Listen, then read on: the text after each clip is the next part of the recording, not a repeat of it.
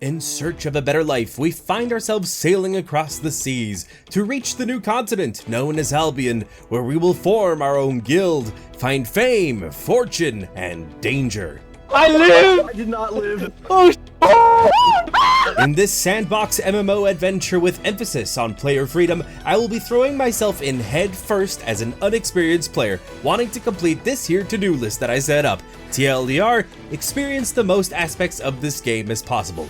Hey my lovelies, I am your humble ringmaster Crowmeda, and say it with me now, let the show begin! As we set sail for the new world of Albion, we need to make our character, of course, so I messed around with the customization options till I found a design that I was pleased with, and while we are having that set up, I just want to mention that I made an alt to get a full scope of the day cycle in the game, and to the best of my understanding, each day is 1 hour, so 100 days is 100 hours, and it runs on a per hour basis on the server, I imagine. I can't choose when a day starts in the game, so ignore if I say the day starts and it's daytime, becomes night, and it ends on daytime, since sometimes I'm gonna start playing at say 7:30 in the morning, and by that time the day cycle has gotten all wonky. Now for my name. I'm at the point where if I make accounts in games, my name is already taken, so I went with Papa Crowmeda.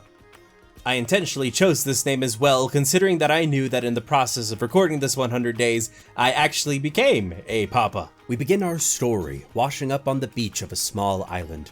Moving more inland, I came across a pathway up that led me to this ruined lighthouse. Here I could speak with a wounded crafter who is really happy to see me. From what I can gather, our ship was ambushed by bandits, it seems, just as we were about to arrive on the mainland. He sent me to climb the tower in hopes that I could spot the ship, and from this height, I do see a ship, and with it, bandits on the bridge leading there. I reported this to the wounded crafter, and he calls these enemies heretics.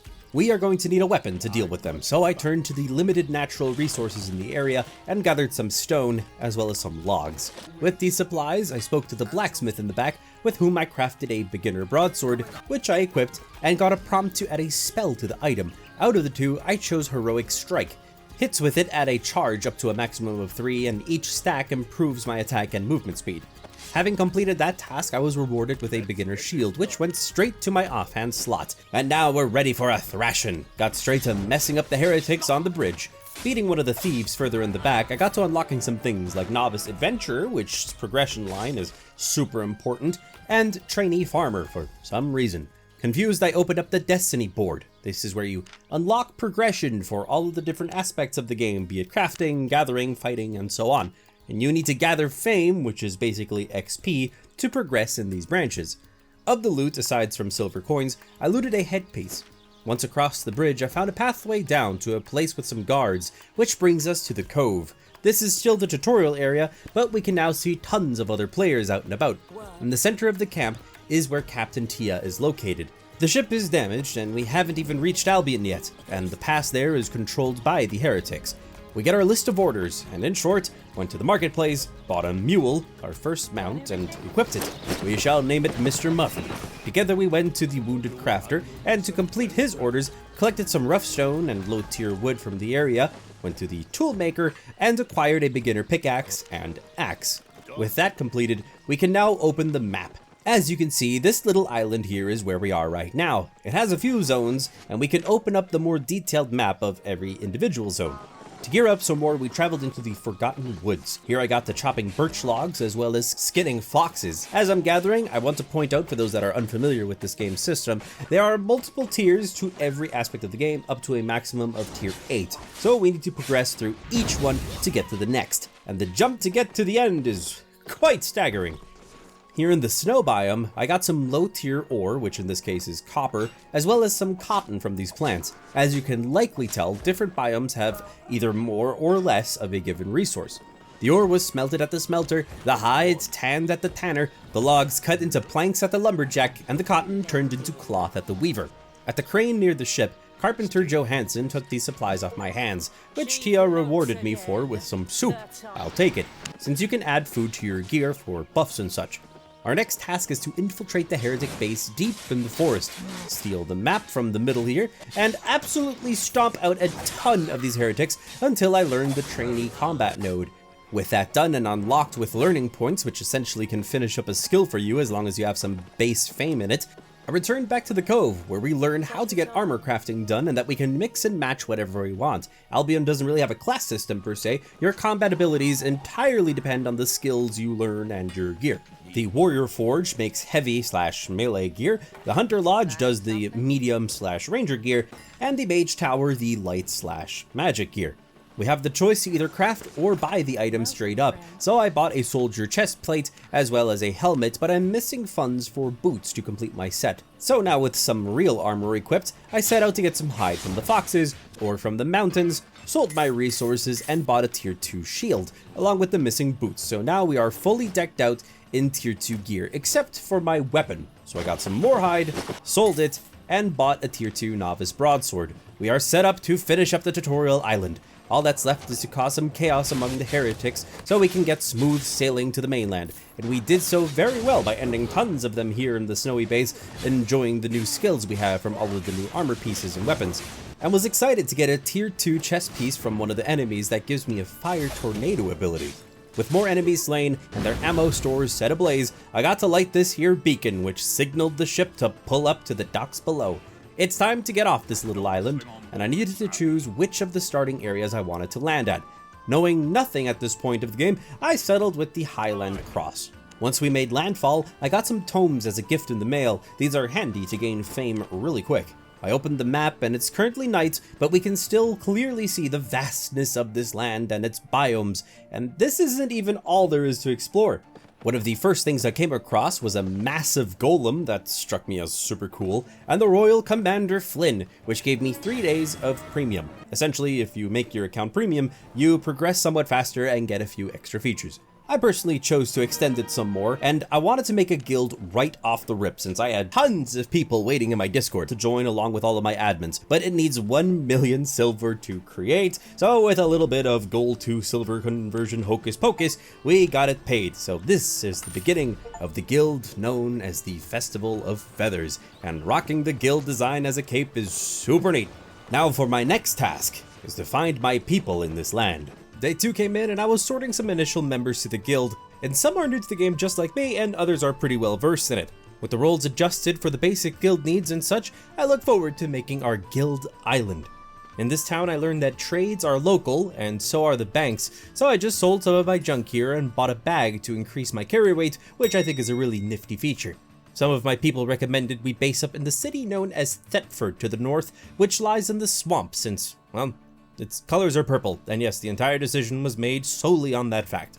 Through the zones I went on my journey, and along the way I used one of the tomes from earlier, which got me progression for a thing called Reaver, which, in short, you progress this, you get more damage against mobs and take less damage from them too. Snakes felt my wrath on the way there. Crossed the log bridge, saw some big old frogs, some hatchet dudes, and what I believe are Spriggans. I quickly came to see that I'm going to need better tools soon, since most of the things I can't even gather with what I got. Once in the next zone, the mobs became more savage looking, like humanoids eating something nasty, so I'ma just not engage for now. A group dungeon came into view. I didn't enter, but as Mr. Muffin and I are going down the road, dungeons are procedurally generated, loot in them scales to the level of the zone they are in, change locations from time to time, and can have other players enter your instance, which shakes things up a bit. I did, however, enter a solo dungeon just to test the waters, and the saying must go that curiosity killed the crow, since I just gosh darn near perished right from the get-go, so I went to train a bit against the more chill creatures on the surface. Now the next area I need to pass through is a yellow zone, and in short, to my current understanding, blue zones are safe, yellows are non-lethal PvP, red zones are full loot PvP where you can flag up to fight, and black zones are as well, but everything goes there. They are the Wild West, and in order, they have more valuable resources. I must have passed a multitude of zones, for the journey was quite long, but people even in these far out lands make their business here, gathering resources of all sorts. Finally, towards day's end, I reached Thetford, our current home base, and it looks really nice. There's just so many people here all over the place. I had to take some time to take in all of the nice armor sets and stunning mounts as well. Since we're chilling here, I want to take a moment to thank Albion Online for sponsoring this 100 Days adventure, and with that, greatly helping the channel. I have been a big fan of this game from the sidelines ever since it came out, and always have wanted to play. And well, once we started communicating, I knew that this was a match made in heaven, and it's the perfect time for everyone to start playing for free on PC or mobile by downloading it with my link down below, since with the Wild Blood update, you can track down powerful monsters and make weapons of their parts that allow you to shapeshift. Don't you worry, this part of the game will become an integral part to my progression. And remember, as we speak, the guild is still joinable. Simply join the Discord down below and send in a guild application. Day 3 was all about setting up islands, which I was so excited for, but I didn't have enough silver to get a whole guild island going, so I got a personal island instead for starters, which I can see as options to expand. So let's sail on over for a visit. It is a really pretty plot of land, that's for sure, and we can build here to our heart's content. And to make a house, I can see that it's going to need some resources. So I left the house unfinished for now and returned to the mainland to search for said resources, and looking at the Thetford map, we can see that there are tons of shops all over the place, and what's cool is that they are player owned. And I just can't get enough of the mounts, they are just flippin' gorgeous. I keep getting distracted by their designs. Same for the armor, I can't wait to see our final set on day 100. To get the resources from my house, a good place to start would be to get those bitter tools I mentioned a bit ago, so I spent the rest of the day gathering supplies in Duskfly Fen. Day 4 had me accepting more members to our lovely guild, grinding for a while, and entering a solo dungeon. This time, although not very effectively. Learned some of the basics of combat, sure, by getting a feel of dodging around the enemy's attacks, and looted a rune, which is for upgrading items like enchanting. Thing is, the fights were getting tenser, but that's okay, since while in combat with enemies, you continue to progress with your gear. This one room did have way too many mobs for me to handle, so I got downed. But that's no problem, I just waited for the timer to go down, and tried again. All it does is kind of really damage your armor, but you don't really want to, go down too often, since you might actually end up breaking it. But yeah, just ended up getting whooped for a second time, so I decided it's time to leave and head back to Thetford, where I refined all of my resources and saw horses can be saddled here, but I can't use them yet. This is why adventurer progression is important, since among many other things, it lets you get better mounts. I saw there's an alchemist who can make healing potions as long as I have the right herbs, so that's something I'm going to want to stock up on. Curious as to what else this city had in store, I went down to the marketplace, which was filled with people going about their commerce, and I knew I wanted a mace since I'm kind of initially going for a tank/stunning build. Looking at my options, I saw some of the items have different colored borders, which symbolizes their item's quality, which in turn affects the item's modifiers. I ended up purchasing a tier 3 mace along with a tier 3 shield. Next to the market is Thetford's Bank, where I unloaded my belongings since I wanted to free up my inventory, for I am heading to Guan Gorge, the nearest snow biome for rocks and ore. The trip wasn't too far, but once there, I tried to mine some stone and noticed that I would need a hammer to collect it. On my way back to town to get that tool, I met one of my guild members, Hierophant, and shortly after, Ollie joined us as well. Slowly but surely, the guild members are making their way from across the map to our home base. I got to buying all novice tools and saw that mounts are very expensive. So we might want to produce some as the guild. I mean, we here even got a Wendigo looking dude, a mammoth, a cool owl in the middle of a pile of people, a ghost bat, a bison, and another golem. I guess that's a mount too. Either way, aside from me fanboying over all the mounts, I made sure to always check out other people's tanky builds, and based on the looks on this guy, I still have quite a ways to go to keep my guildmates safe. But the real question is, how will I fit in this stunning Plague Doctor armor into my build? For I want it, I need it, and I'm gonna get it. Now on day 5 with the correct tools, I got to cleaning up the gorge of its resources, which got me to Journeyman Adventure, allowing me to get those better mounts just like I wanted. On my way back to town, I met up with Ollie and learned how to fast travel to town, which is really handy dandy. Ollie here met up with me for a reason though, since the guild wants the island now, and Ollie's got the means to do so.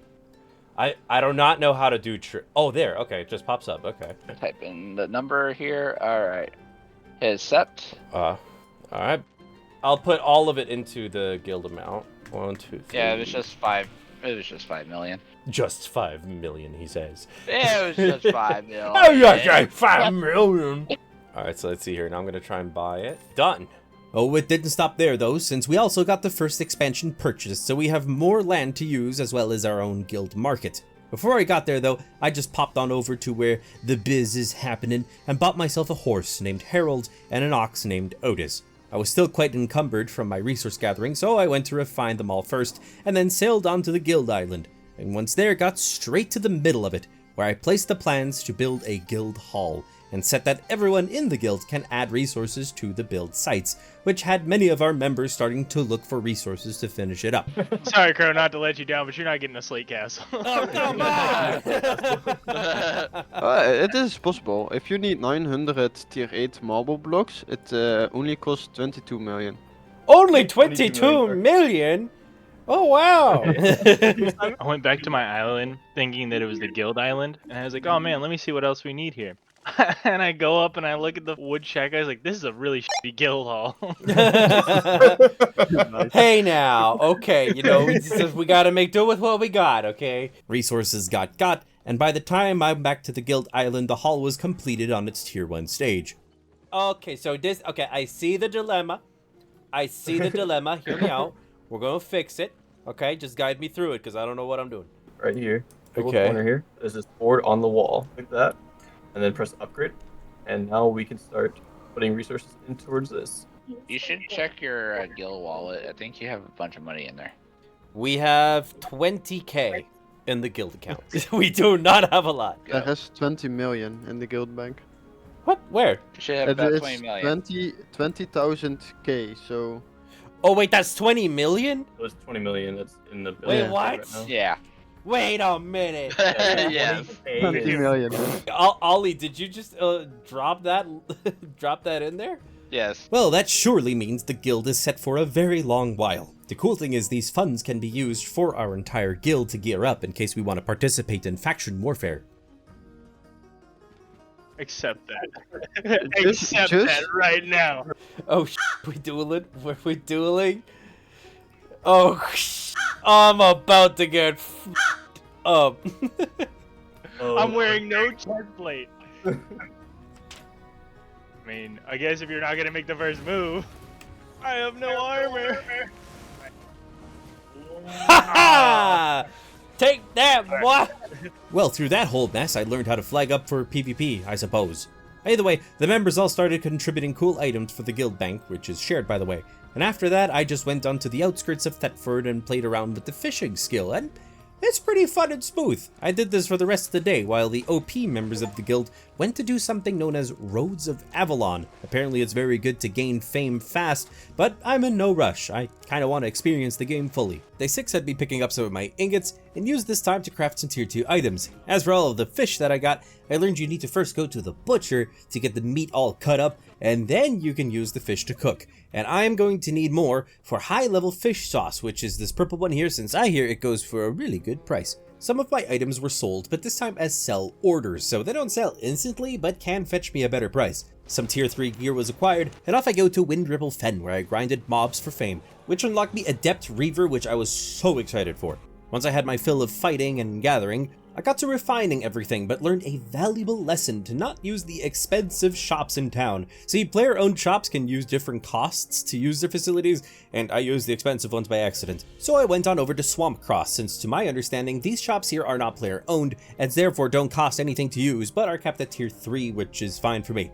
So I finished up my business here, ran back all the way to Thetford, got to the guild island right after, and deposited the resources there in hopes that it would benefit the guild. On day 7, I started to claim some referral rewards from my invites and got from that this super neat snow leopard mount skin, which I can't wait to try out, and some fame books along with it, which helped progress me immensely in my tanking ways, and even got to fully unlock a few more things with my learning points. However, I later got the tip that these points are best used to level up your gathering progression lines. I took a peek at the faction warfare map and it looks insane. Essentially, each major faction can fight for territory and claim them for themselves, which in turn can give you faction points for rewards. So we likely will flag up for Thetford, but we'll see about that once we get to that point. A solo dungeon map was purchased, which will help me find one in the open world, and at Swamp Cross purchased a Guardian armor set, which is tier 4.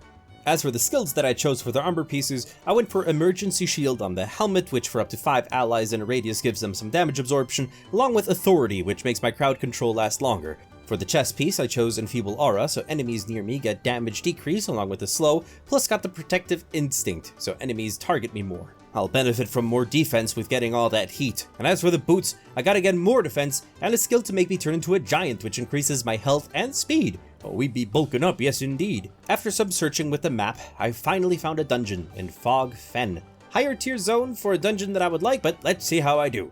Right off the bat, I'm loving the feel of the combat. Nice and buttery smooth, and I feel right at home in my tanking ways. I did get knocked down once, sure, but it's fine. I can just get up again as long as I keep track of my armor's state. Leaping for dodges and stunning the enemy's attacks was my go-to strat, and thanks to the combat, progressed a bit in all of my gear. I did see my first boss of the dungeon, guarding some loot that will soon be mine, and the fight was quite interesting, seeing the enemy whip out new attack patterns. It did get tough though, so I did what I will do a lot in future dungeons. Rest up a bit, clean up the weaker mobs around the bosses, and then take them out with less heat on my booty cheeks. Once this fun fight came to an end, and looted some books from the chest, progressed deeper and deeper into this dungeon, clearing rooms and progressing my gear. And saw that you can explode barrels, which is quite handy. Many dungeons have very interesting static pieces that can help or harm you. This tank-looking guard seemed to pose a threat, yet I quickly stomped him into the ground, which made me think that I can do anything. I got this! Trust me, I do not got this. Entering the second floor of the dungeon, I faced more and more enemies, and unlocked Adept Adventurer, which had me stoked to progress the island. I touched this thingy here, which gave me a very welcome buff. Later made it to the final boss, whose minions were taken out first, before facing it. And it was pretty tough. For real, I stood absolutely no shot at beating it, but I did have a very good time. Seems like I'm gonna have to party up with some peeps pretty soon. I teleported on out, journeyed back to Swampcross looking for a new mount, but the stag on my tier is a little tad too expensive for me at the moment, so I just got a tier 4 bag and sold all of my junk, and moseyed my way on over to Thetford, where I arrived at day's end. Day 8 had me setting the guild hall to be upgraded and placed an NPC inside, a mercenary that can make us money if we get him to be happy with his living conditions. Up next was placing builds for a smelter, lumberjack, stonemason, leather tanner, and a butcher, but that made us run low on land, so we're gonna need expansions pretty soon. As a guild gathering party, we made our way on over to Guan Gorge and mostly just got as much stone and ore that we could carry, since many already stocked the guild's bank up with wood. In between the gathering, the repair station at Swampcross nearby came in handy to fix up the tools, and since we're there, bought a tier 4 cape. All of our gathering party members deposited their resources at the guild and got every crafting station on the island to not just be built, but upgraded to journeyman tier as well, except for the stonemason. We got that one up to adept tier. To switch things up from our building, we thought it would be fun to do a group dungeon since we have a sizable party, and I need to level up adventure as much as possible, so we traveled across the lands in search of a tier 5 dungeon, the highest tier that isn't in a risky PvP zone. And once one was found, I was excited to just hop right in because just group play dungeons is what I live for in MMOs. Oh, That's a lot of mobs. Oh, I'm dead. I'm dead. That's alright. Yo, Abilities. Chronorax, slow down. Crow's doing a good job tanking. Am I? Okay, I'm using taunt in front of it. I think I got the taunt. Oh, up. Get in the healing juices. Is this healing Yes. juices? Oh, this Yes. is healing juices. I love healing juices. Let me stun this bit. Take the healing juices. There you go. Stun them. Nice. GG. Okay, everyone back up. Everyone back up. Oh. So with rooms like this, you see there's a lot of enemies here. We can, instead of having to pull the entire room by just walking out in the middle, we'll walk down the side here, and then we'll work our way basically up. See how I don't pull aggro? Yeah, I'll take care of that one. Here we go. Okay. And now we can pull the magma guy. Do not stand in the lava, by the way. Nicely done. Okay, so back up. This room is always fun and tricky to do. So I'm gonna pull this guy first. Nicely done, guys. Easy, see that? So good. And now we're gonna pull the witches. The boss is coming. When the boss aggroes, every other creature aggroes, so everyone back out. Oh. So let's go left. Alright, I got the aggro. There you What go. have we done? Going up now? Ooh. Oh, this The guy's boss coming. here. Boss. The boss Run. here. Go. You can fight her because there's just two little witches here. I'm gonna get his aggro. Yep, he's on me. Nice, I love those heals on me. Give me all the juice, baby. The giant mode. There he goes. Nicely done, guys. Mastery achieved Expert Reaver. Let's go. Alright. Everyone ready? Yep.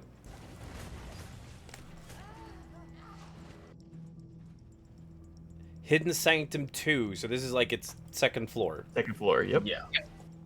We're doing really good, but at the same time, there's gonna be some even harder things coming up ahead. We haven't even done our technical first full boss yet. Oh, that what we fought wasn't even considered an actual boss? That was just a mini boss, yeah. That was a mini boss. Oh, that was a mini boss. Okay.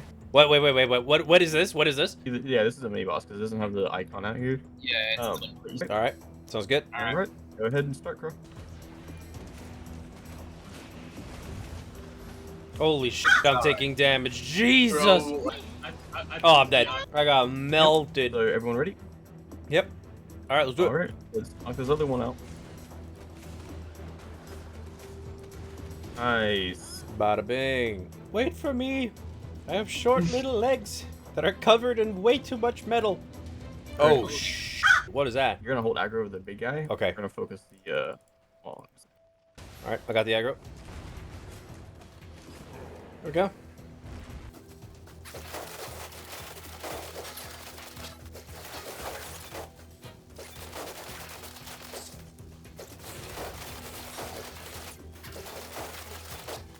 Nice. You're doing really good with your timed stuns.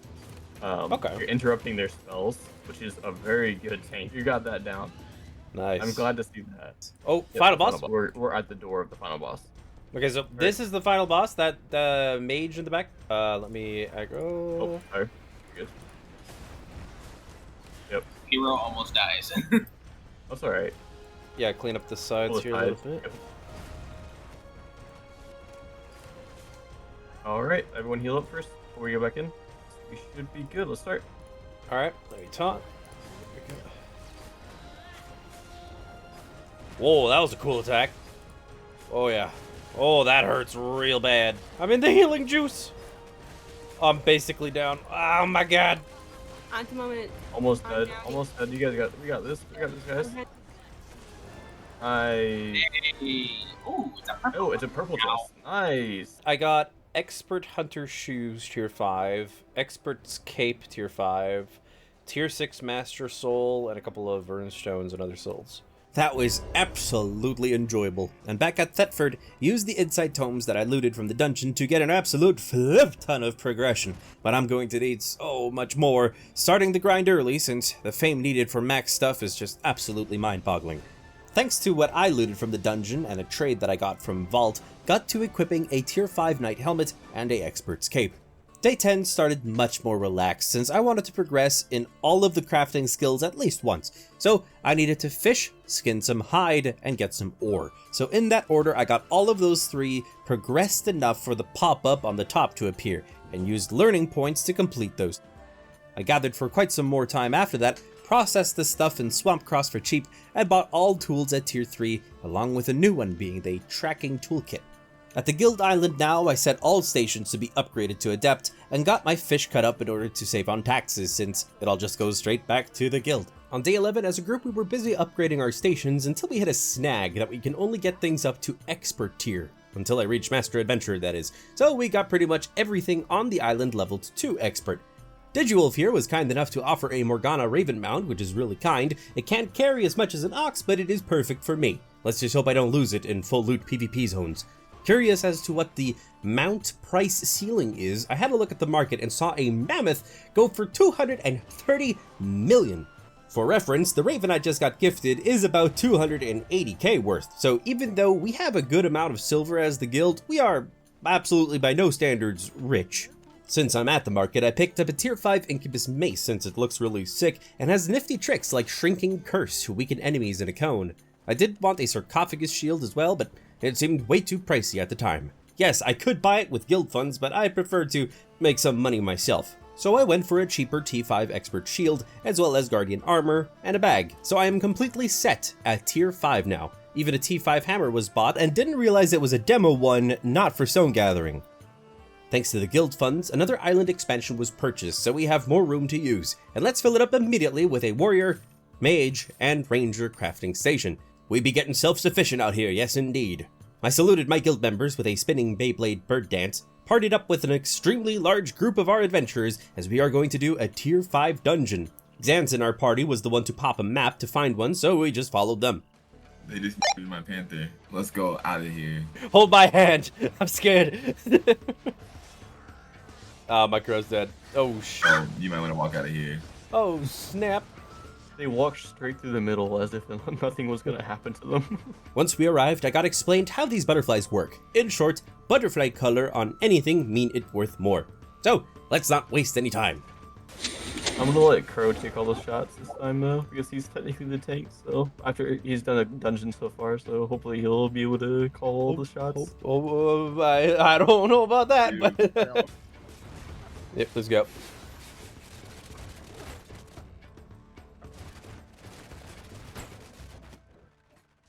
Nope, don't stand in the lightning, guys. Holy sh...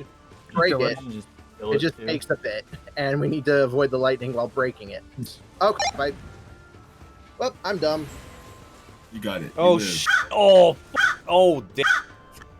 So I right-clicked on it instead of left-clicked. I am inside the block. Same. I'm trying to generate the threat.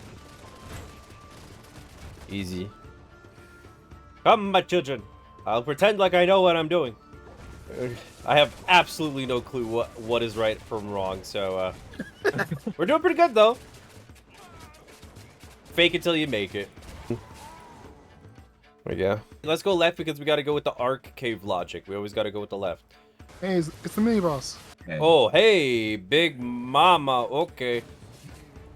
That's gonna hurt. Bye. Oh, oh, it's smashing. Oh boy. Oh, that hurt. And out. Oh, I couldn't tank that all. Got it. Nice, good job, Wiz. I should just pop it. All right. May you be blessed with great loot, my boys. Let's see what we get. Ooh. I got, yeah, it's an Adept's Mage Robe with a bronze sort of like outlining, and it has 2 blue diamonds on the bottom. Okay, so it's decently high quality too. Nice. Okay, wait, so was this the final boss of the dungeon? That was a mini boss. No. Oh, that was the mini boss. Okay, cool. Okay. Day 12 came around and we took a moment to wait on some more members to join us before we'd finish this place up. Get the bear. Oh, get melted, son. Oh, it's a big boy. Holy schmoly. Oh, got loot here. There we go. So this is a second floor? Yep. I think this has 3 floors because it's like an expert. Mini boss. It's another mini boss. What's this chest got? Nothing A for single me. bag of silver. Nothing for me at all. Oh, we struck it rich, boys. A single bag of silver. Melted. That fire tornado just looks so cool. Boss time. Oh, Oh, boss this time? guy's a lot of AoEs. Be careful. Okay, hold on. Let's just think about this real quick. Leroy! Oh my god. He's dead. Oh, get melted, buddy. Papa Crow. He Is didn't that even really get the to do final boss anything. for this dungeon? No, No, that's not the final boss. That's funny. Oh, Somebody great. just- These things again. Why am I in the middle? Why am I in the middle? I'm dead. I don't know how, but I wound up inside the rock again, and I was I not. said, yeah, just go stand on it, and then Raven just walks into Okay. Okay. Is this the final boss? No, this is the second floor final boss. This is the final boss. Oh, this is the final boss. Okay. His auto attack is AoE. Do not cluster up. Do not cluster up. Gotcha. Thank you for the heal. There we go. Alright. Let's do this. I got a expert scholar robe, which is tier 5, but it's 5.2. Just me, it's literally what I have, but better. Okay, here, let's do a trade here. Trade, I'll give you the 5.2, and I'll just accept it, and there you go. Done and dusted. A thing I learned though is if you trade while out and about, you can't fast travel to town, so I had to go there the long way. And there bought a bed, which was placed in our guild hall for our lonely mercenary that still has not been given employment. As for my loot from the trip, pretty much everything that I'm getting so far in the adventure is just being dumped straight into the guild bank. What's mine is theirs. The new stations were built, and we can see our people want the mage tower done not just to tier 2, no, but all the way to tier 4 in one sitting. Upgrade it again, Crow. Again? Okay, fine. Fine, if you Bro, get on it, bro. insist of it Come being on, so bro. helpful. Okay, so it's now also it's now all the way to expert. So the mage tower is now maxed for what we can do. I can see where our priorities lie between the warriors, the hunters, and the mages. It's just like mage tower go brr. To finish off the day, we collectively got the place tidied up by getting everything we owned all the way up to expert tier, so now I really need to get some fame fast to level up so we can let the boys do what they gotta do. On day 13, the hall got upgraded the highest we can, and then I set out for something soothing, relaxing, which was fishing. It was early morning for me, so I took the time to wind down with my morning coffee and appreciate the peace, which I'm sure will leave soon once we engage in really large PvP fights. The fish, sure, got processed on the island, but dang it, we still don't have a cook. So I went on over to Swamp Cross and, wow, no cook here either. But it was worth it since I bought a tier 5 Guardian helmet, so I'm full tank now. Back in Thetford, just look at this price difference. 575 versus, drumroll please, 9,999. Like, my brother in Christ, either he hasn't learned about supply and demand, or this is a business maneuver that I am not aware of just yet. Someone else could be using this plot of land to make money. It's not about the money. It's about making sure others can't make any f***ing money. Also, if you couldn't tell, the Halloween event is in full swing, allowing for special dungeons and stuff to appear, but for now, I went for a cheaper cook and made a whopping 1 purple fish sauce. Yeah, I'm going to need a better money maker. At least I learned you need veggies for more complex food, and food is important to keep the stations running on your islands, aside from just gaining buffs while you're fighting. For the rest of the day, I was just getting stone and ore in the mountains since we were running low, and on the side, saw that you can fish treasure chests. In this case, got a toy. But yeah, it was just a really cozy day, just gathering. Which dragged into day 14, up to the point where I reached 296% carry weight when away from my ox, so at midday, it was time to return to base and deposit it all in the guild bank. I bought some furniture in hopes our mercenary would be happy, and wow, a flippin' tier 5 chest goes for 38 millies. Our funds are getting humbled, but that's okay. The hall was decorated to the best of my capabilities, and seems like our man here really does not approve of my interior design capabilities. One day, I will make you happy, I promise. To take my mind off the fact that I am a lousy designer, I bought a tier 4 rod and just fished the day away in Windripple Fen. But I did move zones the next day to Drown Horse Basin, where I started to get tier 5 catches, and it's subtle, but I do think that they're actually harder to fish than lower tiers. The reason that I'm fishing so much, besides the fact that I find it quite relaxing, is that I hear that not many really enjoy this activity, so maybe I can fill a gap in our guild by just doing it myself. My trip back required some whiskey maneuvers past some fights, but we made it back safe and sound to make more of that fishy saucy sauce. Carrots were readily available at the market, so with some of those in the bag, made a ton of carrot soup to unlock Sous Chef. One of my combat-related goals was to progress with my Incubus Mace enough to learn the spell Life Leech, so I can heal as I tank. So to do that, I went to do a solo tier 5 dungeon, which had me struggling a bit with mobs like this very fiery boy, as well as some archers, which all led me to this boss fight on the bridge, and after trying my best, I simply could not beat this mini-boss by myself. Hey, no way.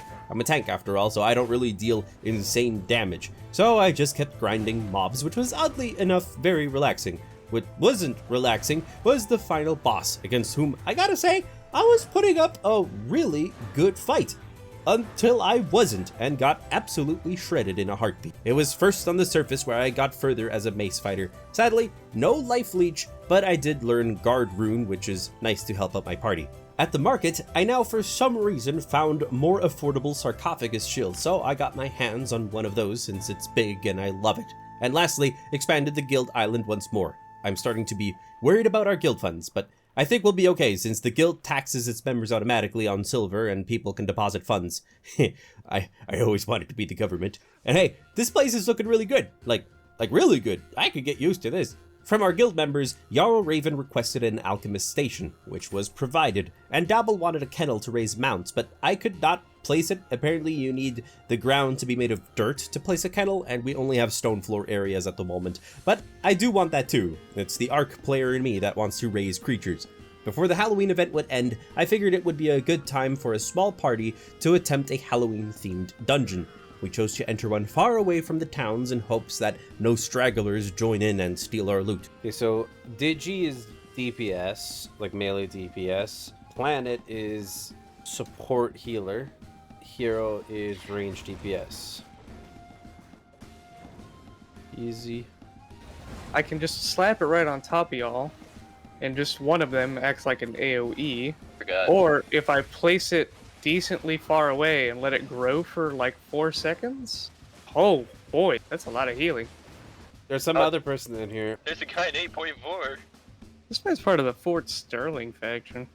Oh man, dude is at 100 out of 120. He uses that gear a lot. We should probably head directly for the boss, so we should go this way. Yeah. That way we can take the boss. Holy sh! Holy sh! Yep, yeah, I'm dead. Or not. Yeah, I hate these wraiths so much. Holy. Holy. Alright, one more wraith is down. Woo! Dear lord, all these AoEs. Oh, I'm down. Oh boy. Of course. Oh no. Alright. So Hierophant's down. It's just up to you and me, Planet. Uh-oh. We're all dead now. Oh boy. Planet, you're on a sliver of health, my. Oh, never mind. No! Yeah, did you? Yeah, let's go. So. You know, Crow, I ain't gonna lie. That scorpion pulling you out of the AoE kind of helped. Yeah. Okay, question, Crow. Is this all being recorded? Everything's recorded, but the thing is, I do not know what my editors are going to put in at the end, so. You know. Okay. Oh, that's even better. You know what? I'm just gonna stop speaking. Gonna call it a day. I'll just wait. Don't worry about it. Oh. Oh, Crow. Oh! I live! I live!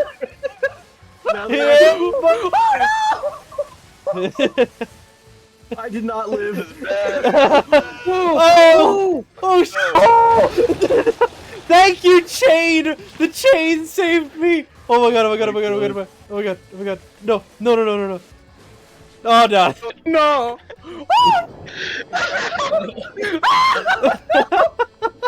Oh god. That was so good. That's gotta stay. That was terrifying. That's so funny. Yeah, so see, something like that gets into the video. Gosh, I was like, bonk! And the entire world fell apart in front of my eyes. I tried running away, the scorpion brought me right back. I thought nothing of it. I was like, oh, we're fine. We are so fine. Uh-oh. Oh, it's fine. We didn't pull the entire crew. Oh. That's fine. Oh, this Wraith is so fucking dude. Wraiths are annoying, dude. There you go. Yeah, I think it's already cleared. Oh, really? I think No it's already way. cleared. That 8 point, no. Yeah, because all these rooms are empty. Yep. That's annoying. Aw, man, that's a shame. Well, there's no point in giving up, so we just searched for a new one, which also allowed more party members to join. And wow, this was so much easier. Oh yeah, this is definitely probably a just normal solo dungeon, because if you look at them, they don't have that little marking above them. When we get to the boss, let Crow do it by himself. All right, sounds good. All right, now I need to flex up. I can't feel shame in front of my boys. Having 2 shapeshifters just makes everything fun. You saw an enemy? Where? Oh, where? what enemy are you talking I'm about? at this point not even attacking. Like I'm just walking because I don't want to fall behind. Running. All right, here's the boss is mine. Come on, Crow, you got this. What the heck? Oh, What the heck? What? What's going on with it? Ooh. Okay. Surprise dance break.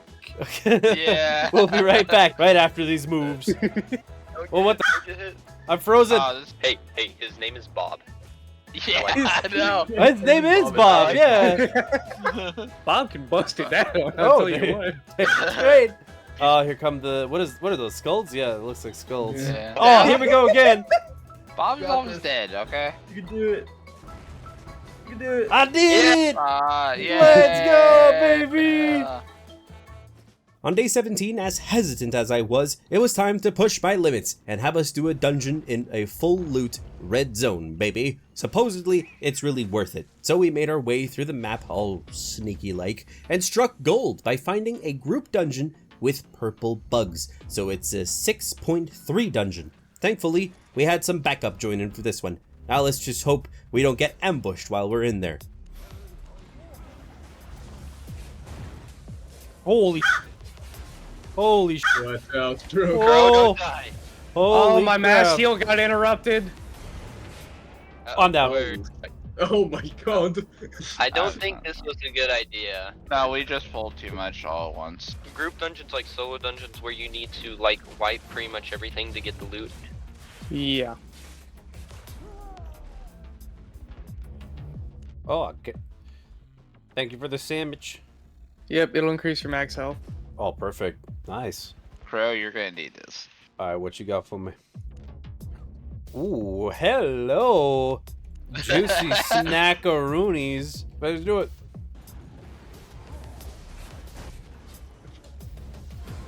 There we go. We're all good. I'll keep this guy in the back here occupied. Shrinking. Bye-bye. Oh god, I love that shrink ability. They take so much more damage with that active. Holy.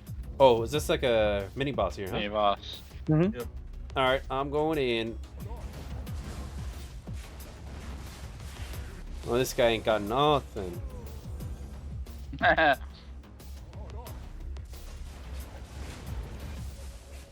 Holy that damage! Oh, wow. Holy schmoly! You know what? Shrinking time. You.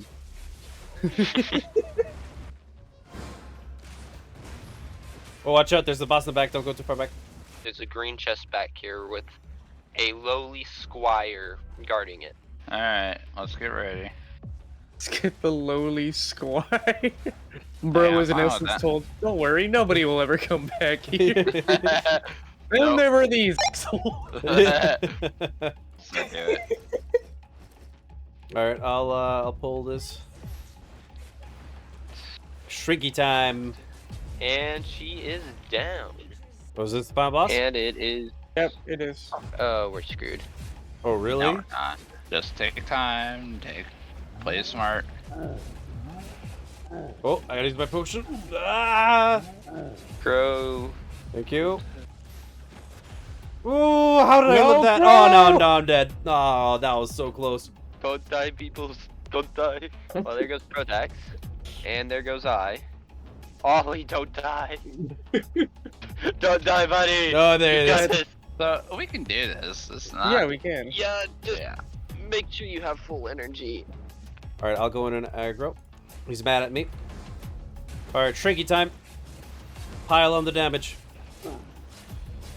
Alright, I'm gonna go down. Oh, no, I got melted. I got absolutely melted. I'm dead. That stun is such a large radius. Yep. Let's try this again, and let's try to not pile together, I suppose. That's the best we Yeah. can do. Shrinky time? Oh my god. Oh, that, holy, he almost 3 taps me. Shrinking. There you go. Run. Oh, Oh god. I'm about to die again. I was stunned for so long, oh my god. I'm alive, my hair. I'm so dead. No, oh, I'm down. No. Hi, Crow. How you doing? Hi, you come here often? That stun lasts for so long. Yeah, but it loads up so fast, too.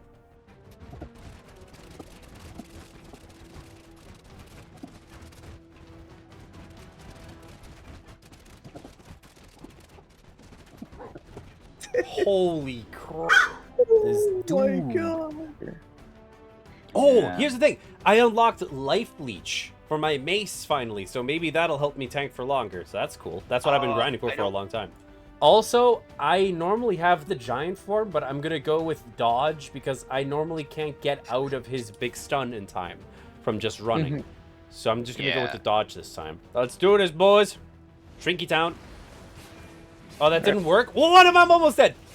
Oh. Okay, now he's small. Now he's small. Oof. Oof. Oh, Crow, dead. No! No. My cooldown just went off as Crow got down. Oh. Okay, so when they're on red, what happens then? So if it's at 10%, you can't use that item anymore. But if it hits 0, it's gone. Like, bye. Sorry. So if it reaches 0, the items actually disappear. Well, we learned a very valuable lesson. Team composition is key. Bruised and beaten, the squad went back to Thetford, and wow, that armor repair is a tad steep, ain't gonna lie, but we'll live. The next day had some building going on by setting the alchemy station to be upgraded, placed a weaver to be built, as well as a cooking station finally. But to progress, we would need more limestone bricks, so Protorax and I went on an expedition to the snowy mountains to gather plenty. But as we went about, we got told to get back to base since it's upgrading time, because apparently our resident potion master, Y'all Raven, was absolutely loaded on supplies prepared specifically to get that alchemy shop as high as possible. From what I gathered, this was worth like 2 millis right there. The cook started its construction. As for the alchemy shop, got all the way up to master tiers, so tier 6 potions can now be made. A new thing I learned was there are normal mounts like I have, and combat mounts. As Jarl demonstrates here, these are mounts that are really good for fighting in large zergs. So like this one is really good for healing because it's kind of like an ent thing. And then we got a giant nightmare-fueled spider that can poison and slow enemies. And lastly but not least, a beefy, no pun intended, tank that shoots laser beams. I put up in my new Bugatti. Here's one of its abilities. Ooh. I mentioned this thing was a tank, and what does every tank need? Laser cannon! That is so cool. A tank is supposed to be super durable, right? Yes. So how about a shield? Of course. Of course it comes equipped with the shield. That looks so cool. Now it is time to grind for fame fast to progress in my adventure, so I was taken along to do the mentioned Roads of Avalon, a special kind of dungeon where you can get tons of fame and loot while also risking everything you got, since once inside, anything goes pretty much. Our main issue being that our current party isn't ideal. We don't have a lot of DPS, but let's not think about that, since by day's end we found a portal in Cairn Glasscore. We entered it on day 19, risking everything we had, and the only one that knows what to do here is Hierophant, so we just followed instructions and hoped for the best. We did come across some players wanting to gank us, but we were successful in our escape maneuvers. What we were really looking for is unlooted chests as shown in the minimap. Based on the color, the fight to get them is either easy or hard. But nothing good was in this portal, so we left in search for another, but ended up on the complete other side of the entire map. It was a long way from Thetford, yes indeed, but it is cool how you can travel quickly this way if you're willing to risk the biscuit, if you know what I'm saying. We eventually entered a new portal for another crack at it though. Can we maybe not get me killed instantly? Don't worry, that's my job. To be the one that dies first. So what you're gonna do is you're going to dismount up here and keep your mounts close to you, because if someone comes up while we're fighting, you need to be able to mount quickly and get back out of the fight.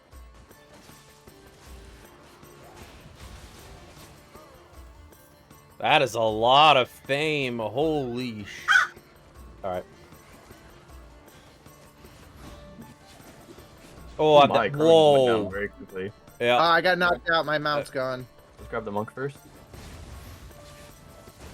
Oh, watch out, crew. I just made it out of that alive. Holy... Alright, let's have some fun with this. What we get? Ooh, hello. I just got a tier 6 Avalonian energy. Alright, I have no idea what Avalonian energy is, but it sounds important. Alright, we'll hit this portal that's right here. Next to us. There's a blue chest that we can go hit. Alright, this is where it starts to get harder, because this is a group one, so... Oh, now I'm dead. I just got stunned. Yep. Alright, back out. They knock you down so much. Yeah. We definitely want to... We just pick one and we can go after it. It doesn't matter which order we go in, but... Let's go with the left one. We need to. Oh, wow. Oh my god. I'm dead. What is going on? It's like they walk forward, we all die. I'm leaving. I'm basically dead. We definitely need more DPS. It became evident we are lacking in damage, so we returned to base to get reinforcements, while also unloading our loot to the guild. And wow, I still have a long way to Grandmaster Adventure, and that's not even the peak. We set out on one more attempt since the fame in these is way too good to pass up, but as we entered, things started to take a turn for the worse. Jarl, where are you at? Where are you? Someone behind us trying to gank. Oh, I think I just saw that person. I think I'm behind them. Yeah, your dot is like far behind us. Yeah, you're in it. We're just running I am ahead. so screwed. I'm about to get knocked off my mount. I'm about to get ganged. Alright, well we gotta maybe back him Oh up. no, I escaped. No, I didn't. Run the other way. Go in the portal. I can't go in the he was portal. already- It won't let me go through the portal. I'm so screwed. I'm dead. Really? All 3 of them were on me at the portal, and it wouldn't let me go through the portal. I'm like, yeah, no. 'cause you can't leave while in combat. So I'm going to go buy my armor again. You will never be forgotten. This one's not clear. Let's go. All right, cool. There's one down. All right, cool.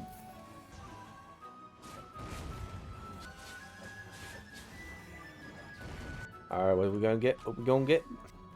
I got some boots.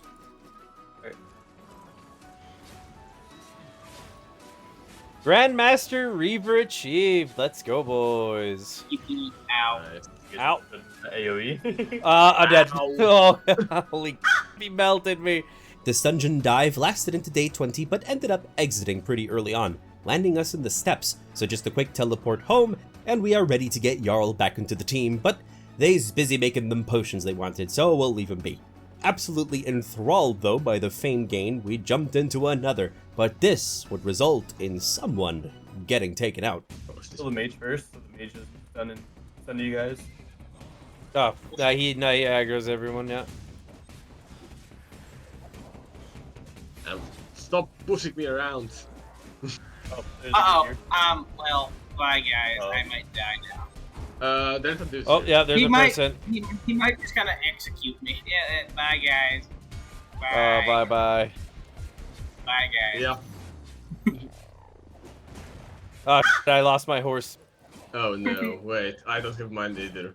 Well then, now we have absolutely no DPS. That is a snag in our plan, so we had no choice but to leave. But hey, my adventure progression has never looked this good. I was feeling like an upgrade to my gear would have helped in the dungeon, but oof, that tier 6 Incubus mace is a little bit too steep. I need my money-making method stats, and was recommended to become proficient in crafting shapeshifter staffs that sell for a lot since they're relatively a new item as I'm recording this. So that's precisely what I set out to do since, well, I wanted one of those staffs anyways.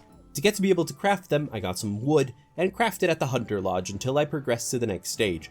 I did see firsthand the power of the Imp Staff, which is really cool and does a ton of damage. However, there are plenty of staffs to choose from, and I think I'll go for the Primal Staff since it can turn you into a bear, which tanks and does crowd control, so I think I'm just gonna opt for that, because that's kind of what I'm already doing. Day 21 was thrilling, for we partied up as 8 people to go out on a hunt, which can be very lucrative but also risky, since all hunts are done in red to black zones. A harvest chest from the Halloween stuff granted me a ton of things like 150,000 in cash and some decorations, just to name a few.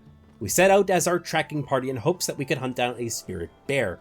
Tracking is what you gotta do to beat monsters that drop loot to make the shapeshifter staffs.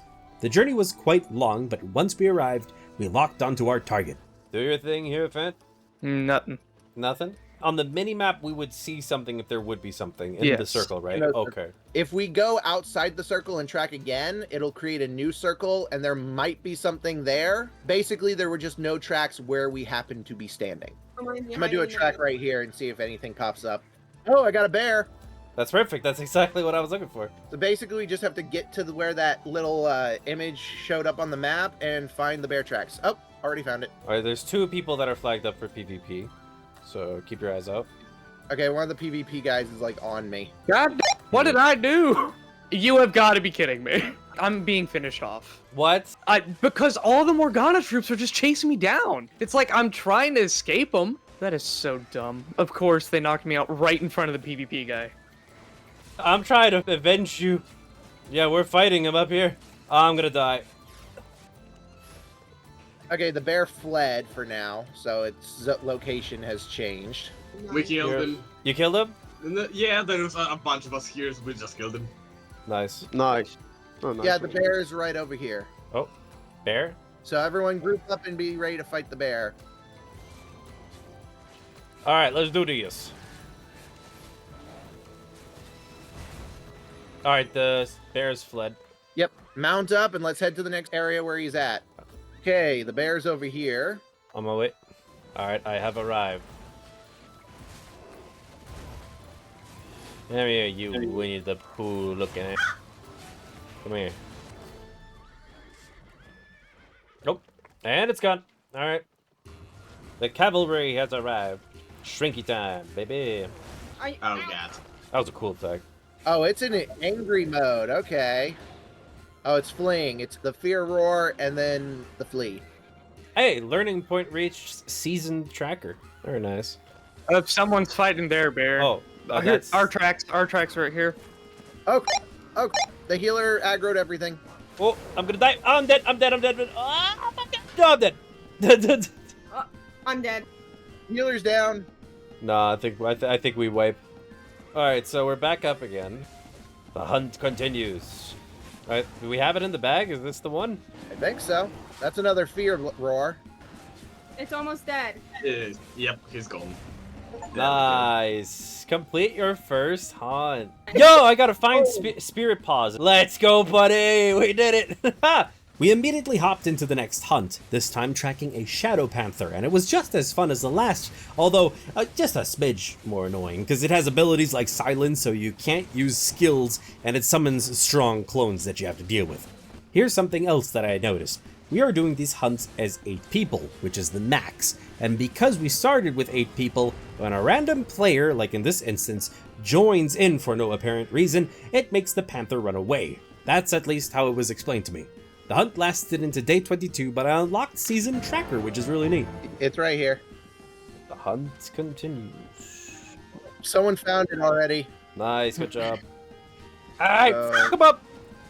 This is rough. I'm being melted. Oh my god. The bleed is insane. Oh no, it's just... Oh no, I'm gonna die. Yeah, there he goes. Yeah, he wanted you. You wanted me so bad. Hierophant's down. Yep, we all died. We all wiped. Wow. Well, hey, at least the PvP player didn't find the biggest party of loot known to man. That would have been easy pickings. Oh. Alright, it's exhausted. It's fleeing. Nice. Yep. Good job. All right, let's keep it up then. By the way, watch out. There is 7 flagged. 9. 9. 9 PvPers. 9? What? There's someone on me. Oh, where's Pro? Where's Pro? Behind. Help. PvPers. Yeah, okay, run up, run north. Just keep running north. Meet up at the bridge. Gang up at the bridge. We might have to fight. We'll scare them off with our spinning dance moves. It's a dance off. That definitely made them fuck off. Yeah, it did. Aha! My strats never fail. It was like, what, 2 or 3 guys, and then they just see an army? They just see spinning horses, like, what did we just walk in on? Yeah, like, we're set up with enough people to challenge a black zone, almost. It's like all the PvP players just go after one person only. Oh boy, oh god, that's a glowing mob. I don't like that at all.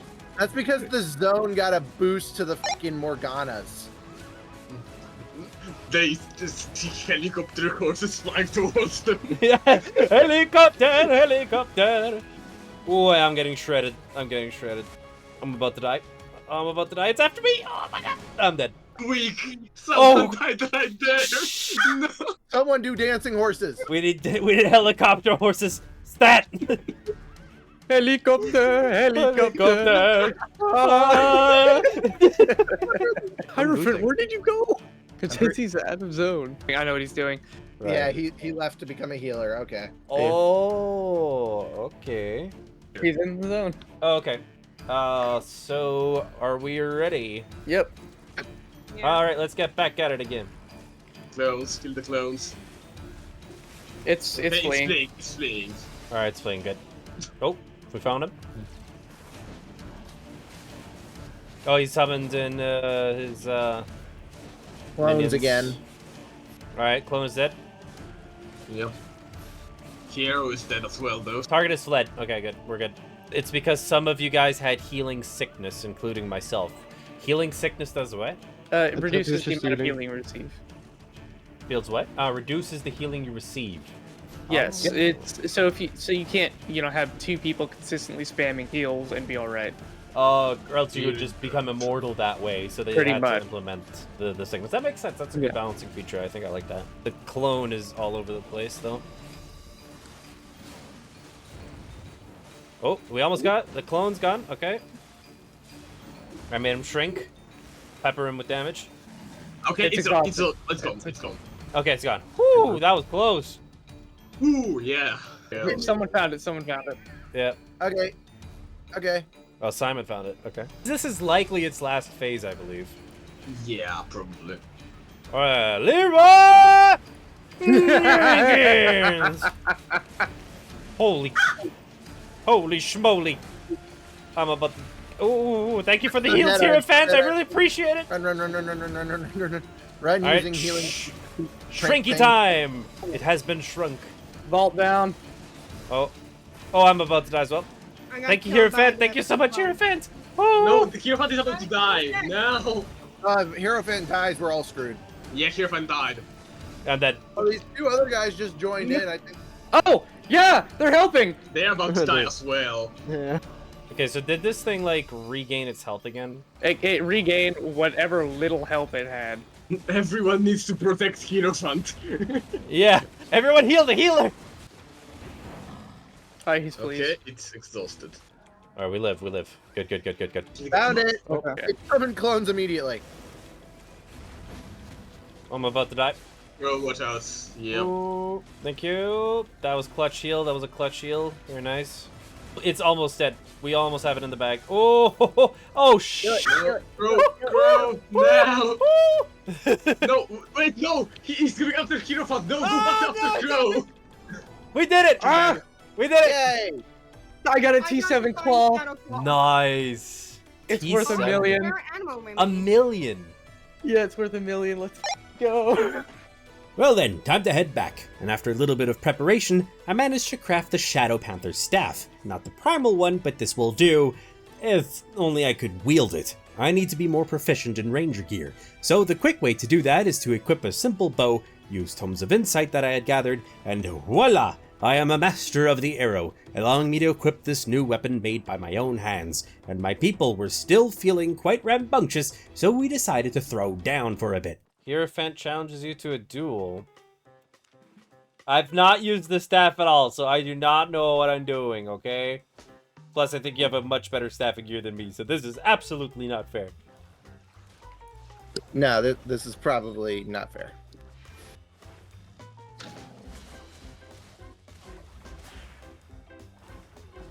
Wow! I just transformed and I get obliterated. Crow survived longer than me, says Valt. Okay, I'll take credit for that. I'll take that. Valt wants to fight me now. Yeah.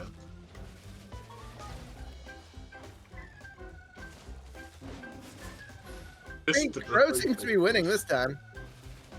There it is. Oh, that was close though.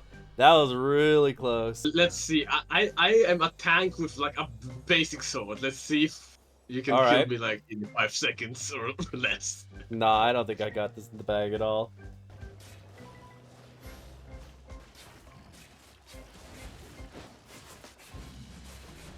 Yeah, wow, Protorax absolutely shredded me too.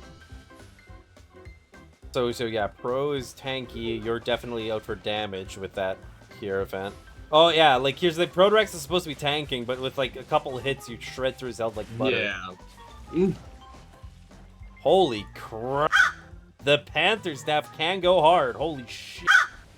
The next day I got straight to purchasing a tier 5 ox for better carry weight since I went on a long trip to gather stone in Cairn Glasscore. I need to level up to be able to get tier 5 stone hammers so I can collect slate for the guild upgrades.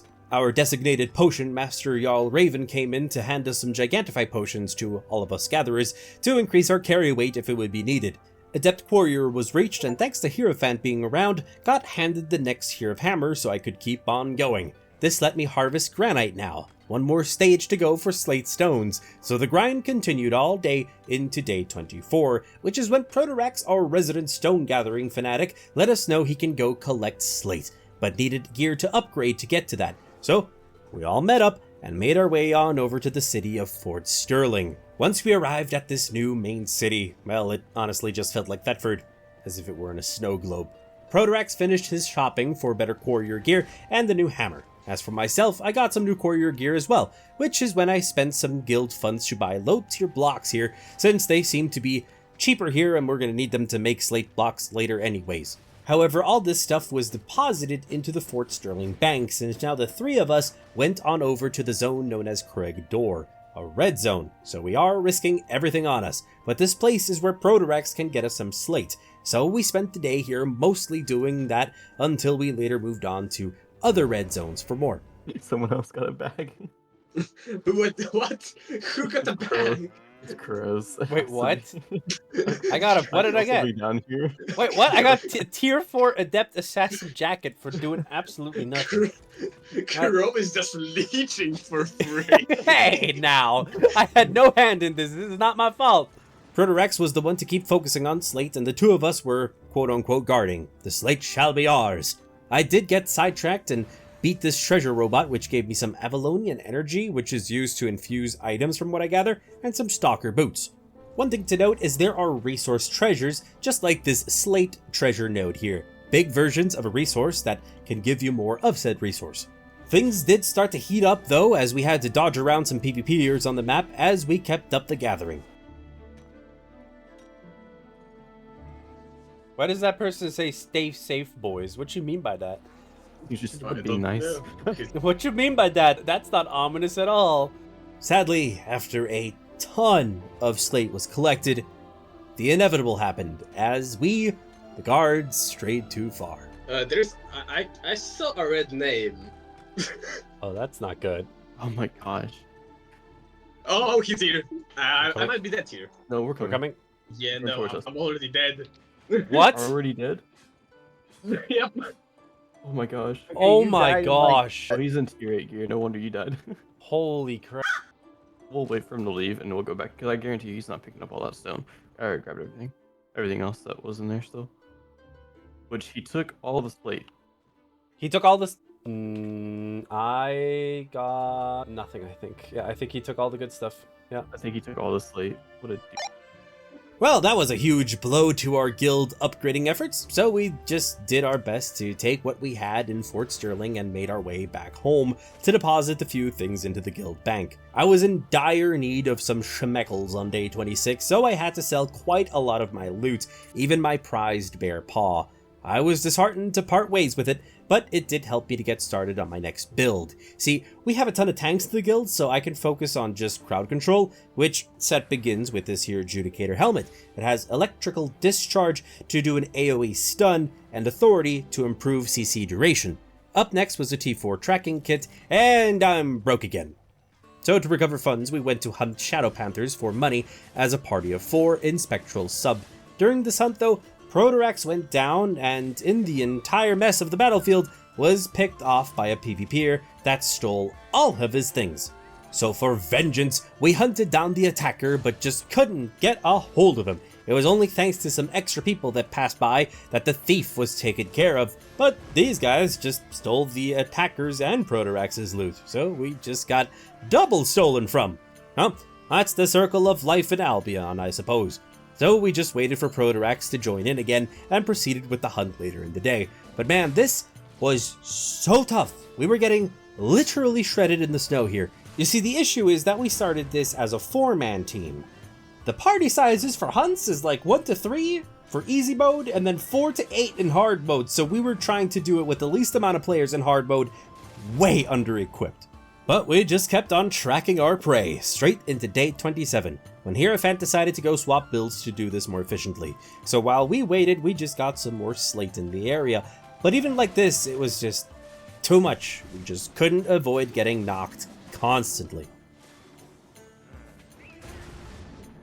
Yeah, I'm up. Line up. Oh, I'm gonna die. Yeah, PK right here on me. Did you just absolutely destroy him? I did. He tried. He tried to kill you. He got melted, son. Holy schmoly. Shortly after that entire conundrum, Vault and our team got absolutely annihilated, so we just had to count our losses and leave it be, returning back to Thetford. Finally, my bear paw did sell for 211k, which allowed me to purchase a tier 6 Judicator armor piece. I did want a pair of Boots of Valor, but I was broke yet again. At least the armor looks really cool though. I chose Authority on it again, Spirit Crush, and the cherry on top, Force Shield, which makes a bubble that provides for me and others damage resistance as well as a boost to received healing. So with this barbarian looking set, I should be able to crowd control and help, say, keep the tank healthy in the front lines. With my gear repaired, I set off in search of a tier 5 solo dungeon to test out my new pieces, but in Drown Horse Basin, I did find one, but it was Halloween themed. Thinking nothing of it, I hopped straight in on day 28, and immediately got my booty cheeks handed to me. No way I can even beat this single bat, but I think the symbol on its head has something to do with it. Either way, I skedaddled and made my way on over to Murky Fen, a tier 4 zone. Here is a solo dungeon, and wow, this is a cakewalk for the most part. Biggest issue is that I had forgotten to bring some healing potions, however that didn't stop me from beating this mini-boss and gaining 13 low-tier tomes of knowledge from its chest. Moving on and powering through waves of enemies, I unlocked a grim chest. In it were decorations, tomes, runes, and so on, but hello, that's over 100,000 in coins from the baggies. Jackpot, baby. Just what I needed for the Boots of Valor. Also got this beast heart, which, at the time, to me, is worth a really nice amount. As for Big, Tall, and Ugly here, it was a good fight. Didn't really get me too tense though, but it was very enjoyable, and I stood victorious at the end, completing a solo dungeon. It's not much for pro players, but it's a big step for me, okay? As for the loot, well, nothing really to write home about, but that's fine, since back in town I could buy the tier 6 boots that I wanted. On them I chose Premonition for a movement boost, and to be immune to forced movement, and we can't forget to get a stylish new cape as well. The set's almost done.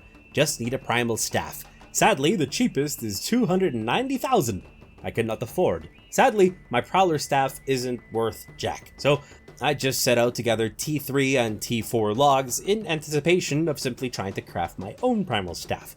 Also, got hide since I'm going to need that too. After processing my gathering supplies on day 29, I bought some animal remains at the market and made 3 prowler staffs, hoping to unlock the ability to craft primal, but not quite there yet. I'm gonna need more T2 logs to continue, so I was out and about doing that when I saw some super low tier solo dungeons with some blue flies, so I ran through one just because I was curious to see if it would be worth my time investment, and after an incredibly easy clear, well, it was in fact a waste of time. So I got to continuing on my staff crafting endeavors, managing to craft a few, and some of them actually came out with cool borders, so I think they're better quality. After a while, I finally unlocked Shapeshifter Crafter. Now to make the T4 Primal Staff, I need 2 Tier 3 Bear Paws. Now, if only they wouldn't each cost me like 90k. Even though I'm constantly selling all of my stuff as sell orders, well, let's just say I'm missing the Midas touch if you catch my drift. What was nice though is Protorex managed to get a nice amount of slate, which was the key to upgrade our stone mason station. Now we can get that slate cut into blocks, which is what's needed for the other buildings to get to Master Tier. Back to my money troubles though, I just got more wood, along with some hide, processed it all, and sold it for a measly 33k. It's something to get the ball rolling, I suppose. With healing potions in hand on day 30, I grinded for more tier 4 wood, as well as hide and some shrubs too for a good while, until I popped into a tier 5 blue dungeon, and I didn't foresee the fact that without my mount, I am just a smidge encumbered, so the onslaught through the undead caverns was slow, but it still went pretty well. However, I did still end up destroying a lot of my low tier resources that I gathered to gain my movement back. Clearing the first floor was easy peasy, so I went down into the next, where I managed to loot a really nice crossbow from one of the corpses. Thank you, my calcified friends. The enemies had some cool attacks like the swordsman slash blowing wind to the sides, and these statues here sure are some trouble, but thanks to my new set I was taking care of them with ease. As for the final boss, his lackeys were stomped into the ground, took a little small break to heal up, and then commenced in the final battle against the Forgotten General, who did put up a really good fight, had some nifty little attacks in the mix that kept me on my toes, but he fell just like the rest, granting me runes. Yeah, runes. Like most of the loot I've been getting. To finish off the day, I fed our weaver here a chicken omelet so they could get back to work, and got more of my weaver tree unlocked. I don't plan on using this much further, but dear lord is it satisfying that all of these lines in the progression tree are equal. Totally worth it. 31 was pretty chill, just filling up stations with basic resources for their next stages, and getting anything else that is easy to get for them. That's pretty much it. I was waiting on more of our members to get online for an expedition, hence the cheaper Guardian gear on me, but I did advance in Lumberjack, so that's cool. 32, just some more gathering and processing of that gathering, which is when I got me a new logging axe and unlocked Expert Wood Planer. Warrior gear was slapped on, and off we go on an expedition for stone in the snow once more, but this time with pork pies, since pies help you with your gathering. Stone smashing was the main focus until day's end, leading into day 33, and unlocked Adept or Miner alongside that, and after a ton of more harvesting some shrubs, got Adept Fiber Collector. To complete my adeptness in gathering skills, we popped on over to Drown Horse Basin for its abundance in hide, which was all that was done till the day had passed and day 34 came in. Just slaying and likewise skinning. This morning, I wanted to get on, and power went out like 3 times. And so basically, I walked on over to my girlfriend. She was on the couch, and I was just like, you know what, babe? I found out my meaning in life. I figured out it's not YouTube.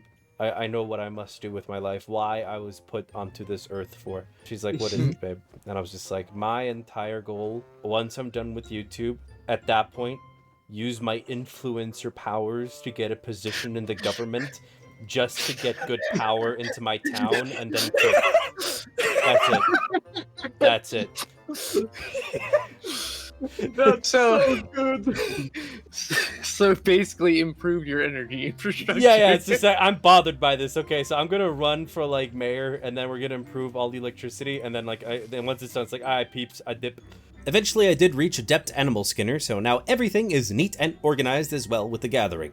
With this new haul processed and sold as sell orders, I was so sure I could buy those paws that were like 80k each, and whoop-de-flip-and-do, they are now each 140k. So close, yet so far. Next up, it's party time, for we are off for some serious hunts with a well-rounded team. The one leading our team here is Simon, who's more advanced in tracking, which made the hunts just so much faster. Like, we beat a bear in only 2 fights flat, over in a flash, and I got a good bear paw too. However, in a few days we will be starting to do loot splits, since the way we've been doing these hunts initially kind of left a lot of members without rewards. Our next hunt had us tracking a dawn bird, a glorious looking angel eagle thingamajiggy that is quite a challenge to beat, and it summons these glowing balls that you need to break. But the strat is for us tanks to stand on one side while the others deal damage in peace from the back. Got a ball again? Should she like the beam? Ooh, ooh. Yeah. Ooh, mama! Oh, I'm dead. I am not sure what happened, but I exploded.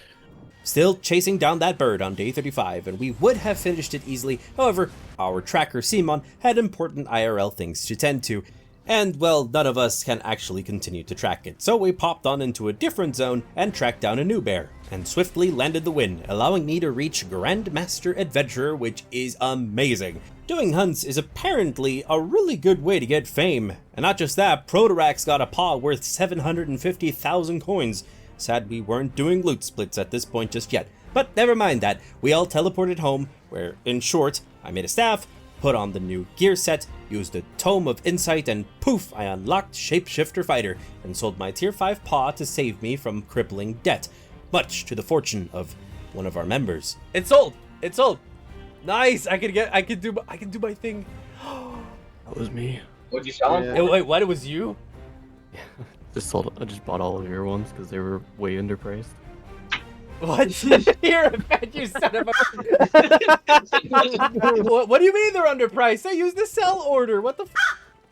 They all put it on for the same price. Just said, I think like 4 of us put up a paw over the same price at once. God. Yeah, there was like 5 that were just sitting at like, there was like $299, $299, like $299, and there was like a 300,000. I was like, I'm gonna just buy all of them and sell them for $350 because that's what the next price was. God damn it.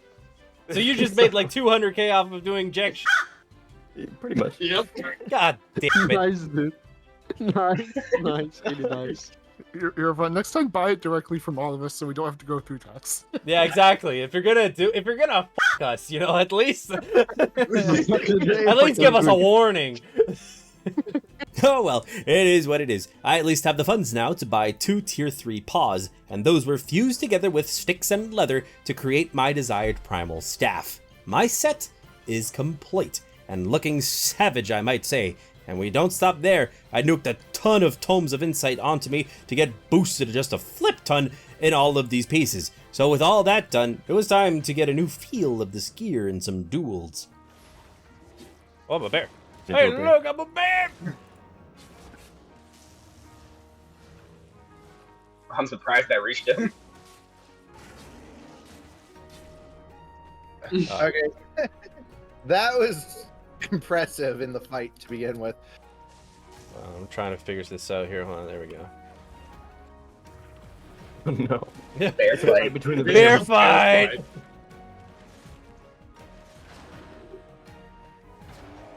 We're just shouting at each other. Now Yarrow will not die. Ah! That was so close. The lifesteal aura saved my ass. I might have gone down a lot. Okay, more than a lot every single fight, but I'm really liking it. Is it perfect? No, but it's my own idea of a set and I'm proud of it. The question is, how much further will my gear evolve as the days go by? 36 came around and Simon joined our party of 8 yet again to do some glorious hunts that went by super fast. And seriously, this stuff just gets melted, just like me. The cool thing is I have the expert stars on some of my gear now. Ooh, ooh, ooh, ooh, ooh. No. Ah! I'm dying. Killing it. Help me. Everyone save Crow. Save Crow. Oh, down. We beat it, and I got no good loot. So, let's not dilly-dally. On to the next. There's just a random guy running around with a group of us.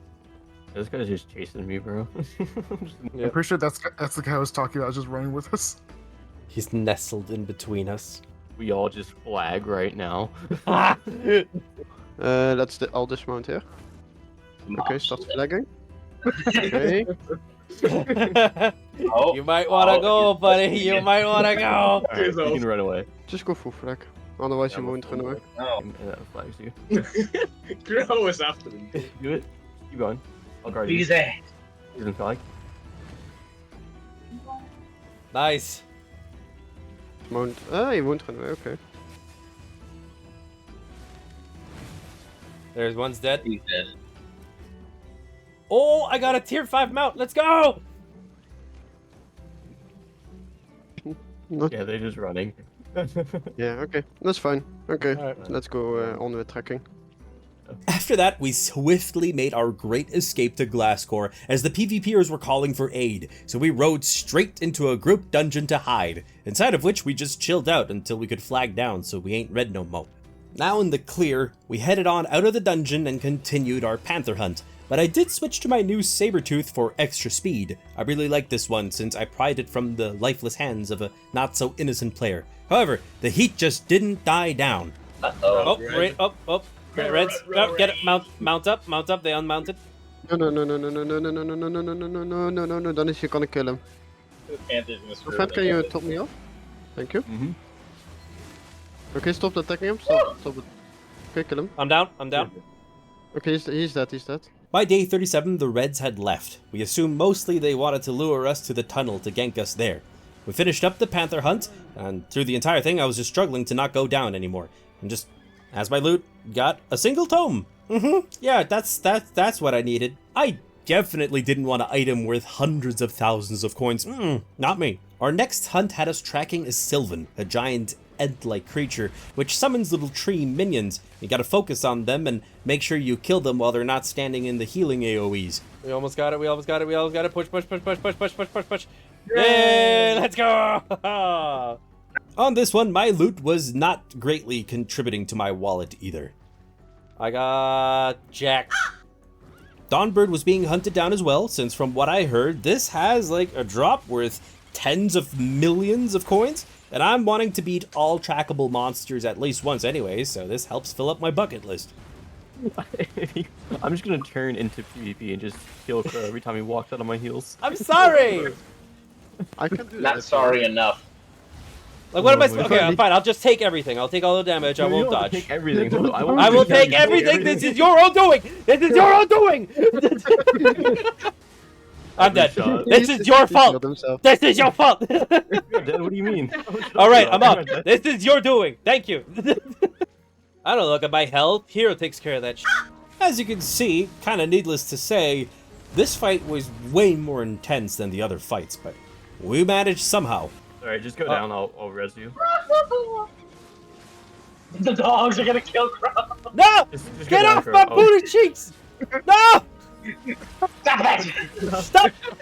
Stop! I killed them. Thank you, thank you.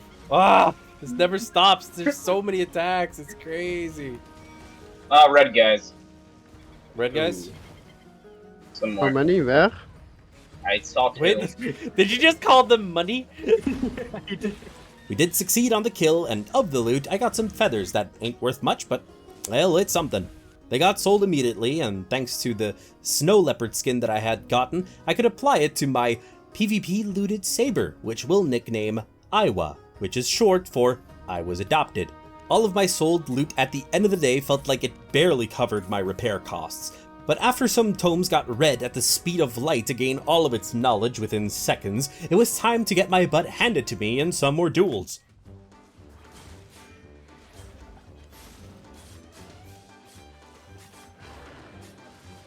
Bearman. Yeah, there's no way I'm beating you in that set at all. Oh, Okay, my hold on. gosh. I have an idea. Hold on. An idea. I have an idea. I'm gonna try something. Everyone just wants to kick my ass. That's what this fight club's all about. Let's not pretend like it isn't. Everyone needs to fight everyone. That's the point of the fight club. Alright, Dabble. You wanna go? Showing up. I'm gonna make you small, baby boy. Challenge me then. Fine. Fine. No, I don't want to be small. Get small. Get small. Run! Run! Run, little man! Run! Back your vault. Back your Oh, what is this? How dare you? I don't deal any damage. You know what? Your best friend's gonna be a shapeshifter staff. Well, I'm already using a shapeshifter staff, and then I die even faster than this. Well, yeah, because you used the bear. Well, then again, I'm not trying to make my build that I can solo kill people. I'm making my build to be good with other people. Slowly, more funds were added to the guild on day 38. There was this one paw that was left in the guild bank, so I sold it for 500,000 coins, but don't worry, it was added back to the guild funds. Could I use the funds for myself? Yeah, absolutely. Am I tempted to use it? Oh, you bet your sweet bippy I am, but I'd prefer to not use guild's money for my own needs, unless we're all gearing up. All day I was just getting stones for the guild upgrades, along with titanium for some side cash. This got me to Expert Courier by day's end, so now I too can collect slate. To do that, I got a new set of courier gear, and since my people want some more stations on the island, I set it to be expanded one more time. The new space allowed for a mill, saddler, and repair station to be placed. After some time, all these 3 plots got built up to their first stage. As for the guild hall, it got some trophies in it, all in order to make Thomas feel better. Anything for you, my good man. A journal was purchased from him, so if I go kill things, it gets filled with fame, I bring back to Thomas, and then he in turn goes out to kill things for money. I think. I was trying to keep up the stone grind, but everything was licked. Turns out, this zone, as you can see on the map, is at 14% on rare resources to spawn, so it makes sense that this place is licked cleaner than my dog's food bowl. I did my best to get some more stone, but at the end of the day, I figured, with that half-baked knowledge about how the mercenary journal worked, I went all in and placed 3 stone cutters in our hall, from whom I bought 3 journals. Well, it's gonna help me get that slate, just you wait. On my personal island, I did get to build my house, which for starters is just a tent, but that's okay. That's enough room to place another stone cutter here.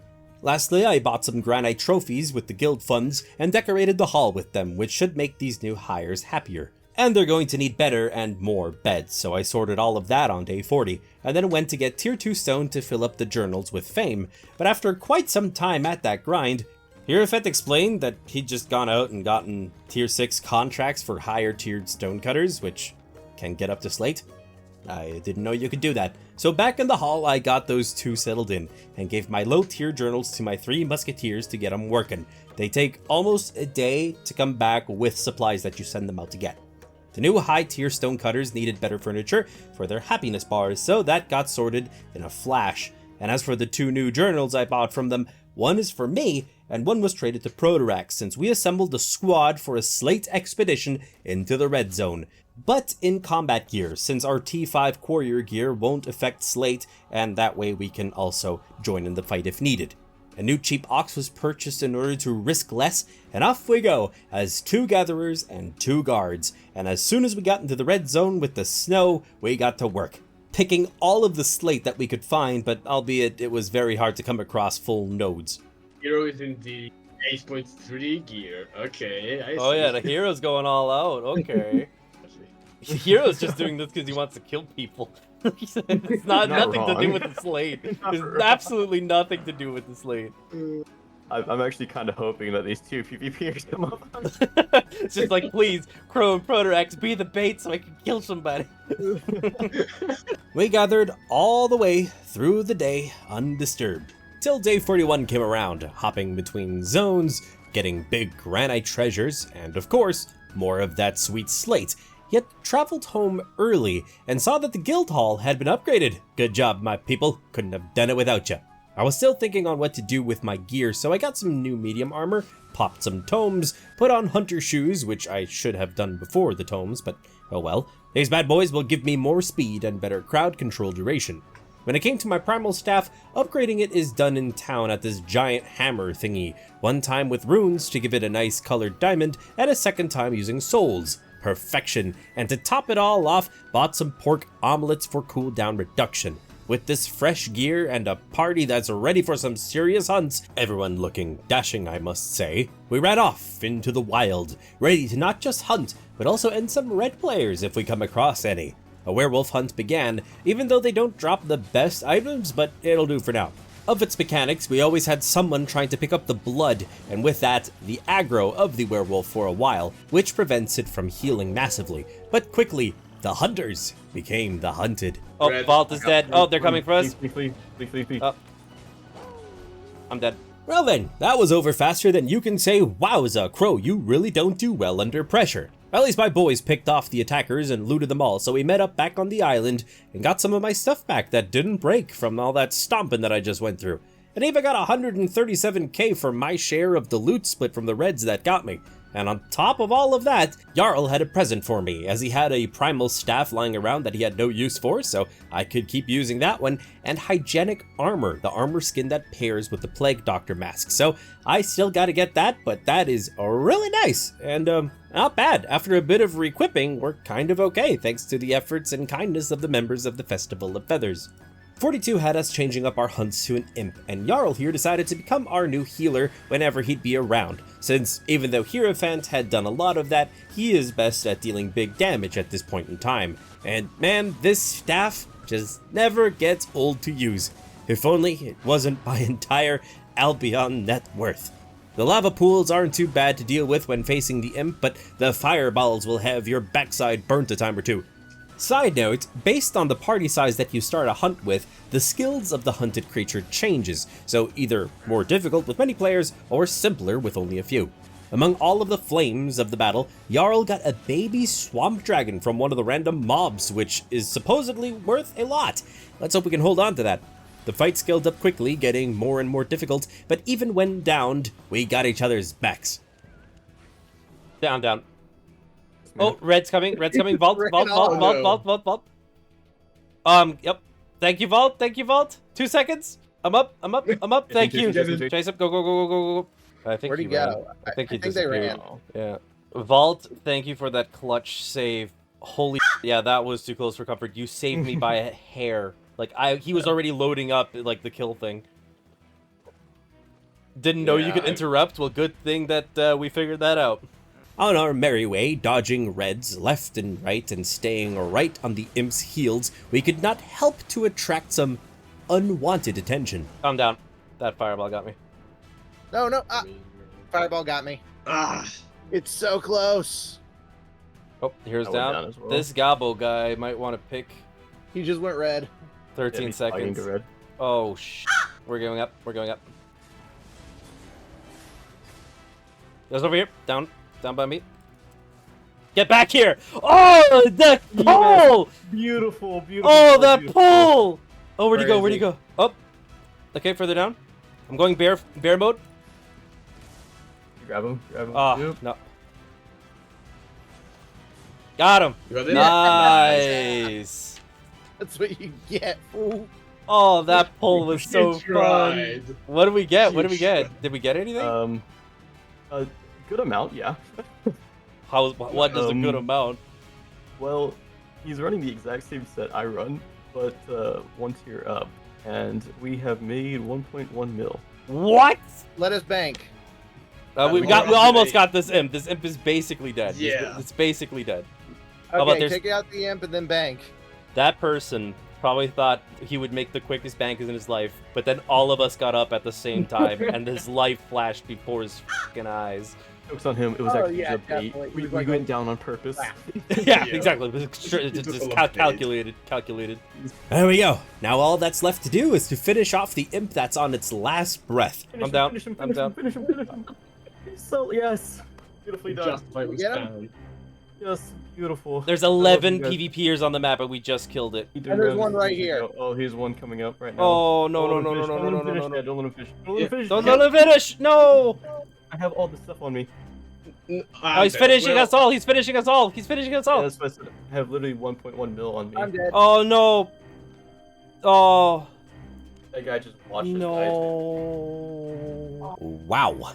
Greed really does bite back now, doesn't it? That's not just the imp loot gone, but the 1 million plus loot from the red and all of our gear. I'll just cry myself to sleep tonight, that's fine. In wake of what happened, I popped into my courier gear on day 43, flagged up for Thetford for them sweet faction points, and went straight to gathering tier 2 and tier 3 stone, since they are fast to pick up and essential for building.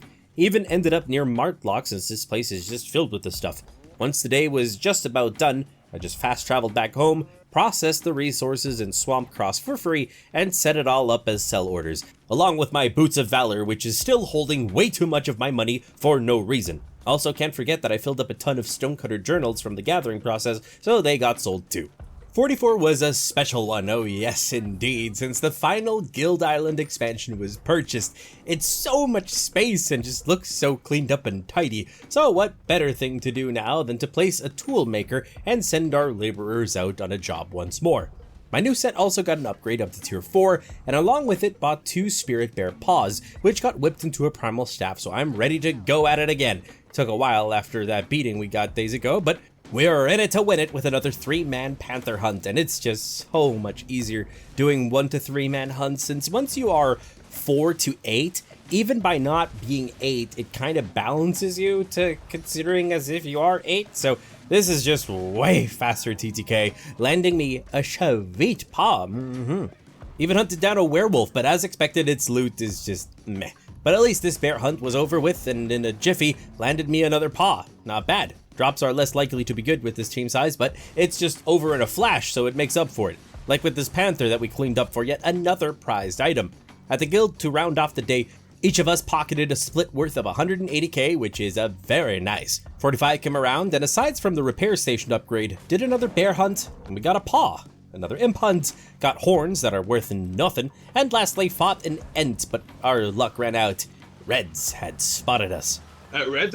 I'm coming too. Okay, yeah. You're not going anywhere, buddy. I will die here. Yeah, I'm dead. I'm too. Crow, try not to die. There's the red, blue guys helping you. Barely having lived, I could have risked finishing off this one dude that ran past me with a sliver of health, but randoms were busy with the chase, so I used this time to get all of the boys' stuff for safekeeping. Taking no risks, I skedaddled back to the island and handed the boys their stuff back, and we kind of didn't lose much at all. Financially relatively unscathed, and finally, I didn't die in a fight this time. The loot split wasn't worth much, but hey, I have my armor set and 260k. It's not much, but, well, I guess it's okay. I just really need a cheaper set. No idea what possessed us on day 46, but we decided, hey, let's group up and go to the Black Zones, the northern continent, where it's just a free-for-all slaughterhouse. But there's good fame to be had there, and better loot, and the guildies need some doubloons. So through the giant portal we go to the Thetford hub, which, don't worry, It isn't empty, quite the opposite. There are so many people here prepping to head out that you just can't load in everyone. And what we are searching for here, you might ask, well, it would be a portal to Roads of Avalon for better compensation. With this little pool here, we all got an invisibility buff onto us that lets us temporarily run out in peace without worrying that we would get stomped right from the get-go, and it didn't take long to find a portal into a tier 7 black zone Roads of Avalon. Nah, this one's tier 6, the next one would be tier 7. Fuck it, we ball, tier 7. Lead the way. We did our best to clear out some of the mobs from these chest areas, and it really feels like this one had the difficulty slider ramped up. But onwards, my people! Ain't no turning back now to a loot chest with average loot. Okay, we need to do one of the blue ones that are even harder for that sweet money. And while we are clearing out an area of dastardly mobs, I unlocked Elder Reaver.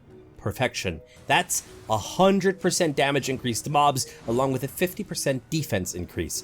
This new area was no joke. We had to try and sneak past some of the enemies for better positioning to take them on one by one, but we were failing miserably at that task. So much so that Hierophant swapped to healer because we kept all going down. Just in the nick of time too, as a squad of red players was scouting us out, which we chased off for a while out of the area. Can't risk them picking us off when we are trying to clear mobs that we are already struggling with.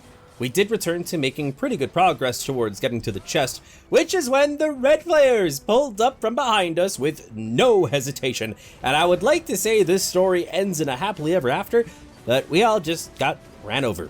We kind of did okay in the fight, as messy as it was, but we all agree we died due to that we didn't focus on their healer.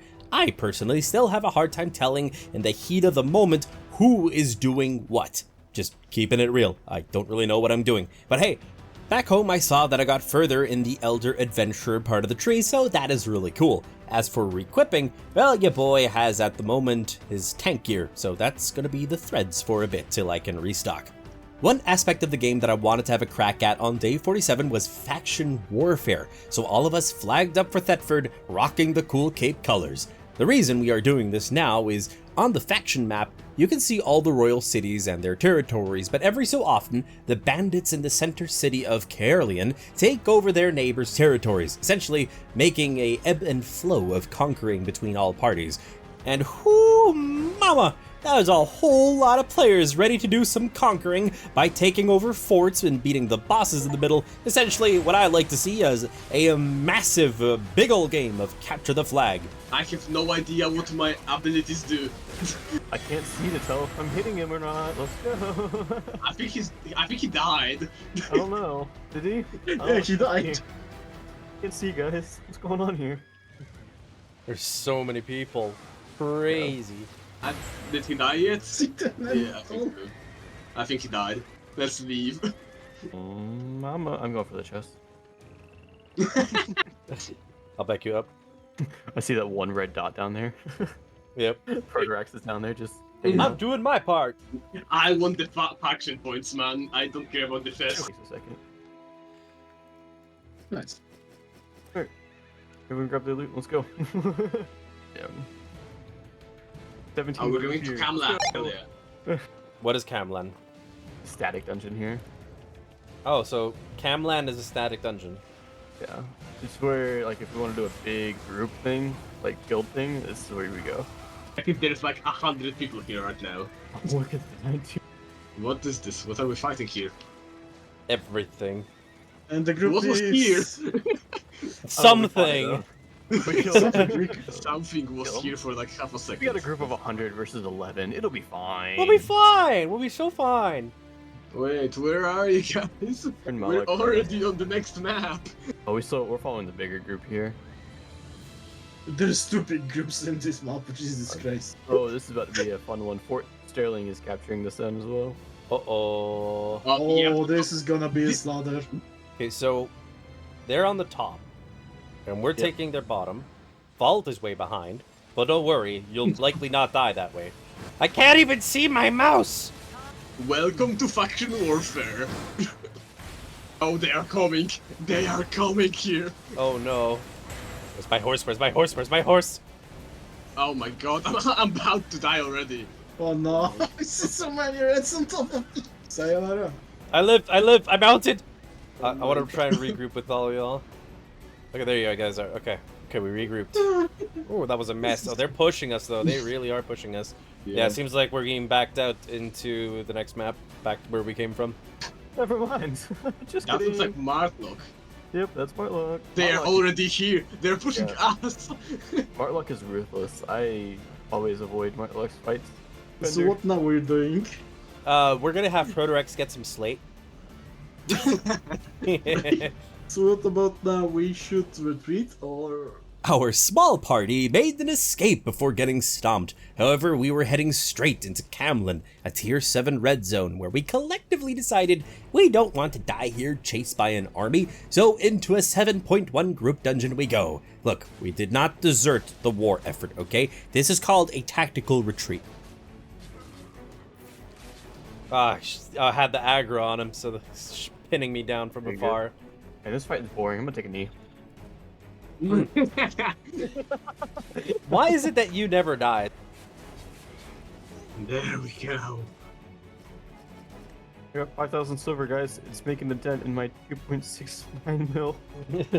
Yeah, I had only 200 gold. It's just like like yeah, pocket change. Really low on mana here. Give me a second. Let me take a knee real quick. Just kneel down. Yep.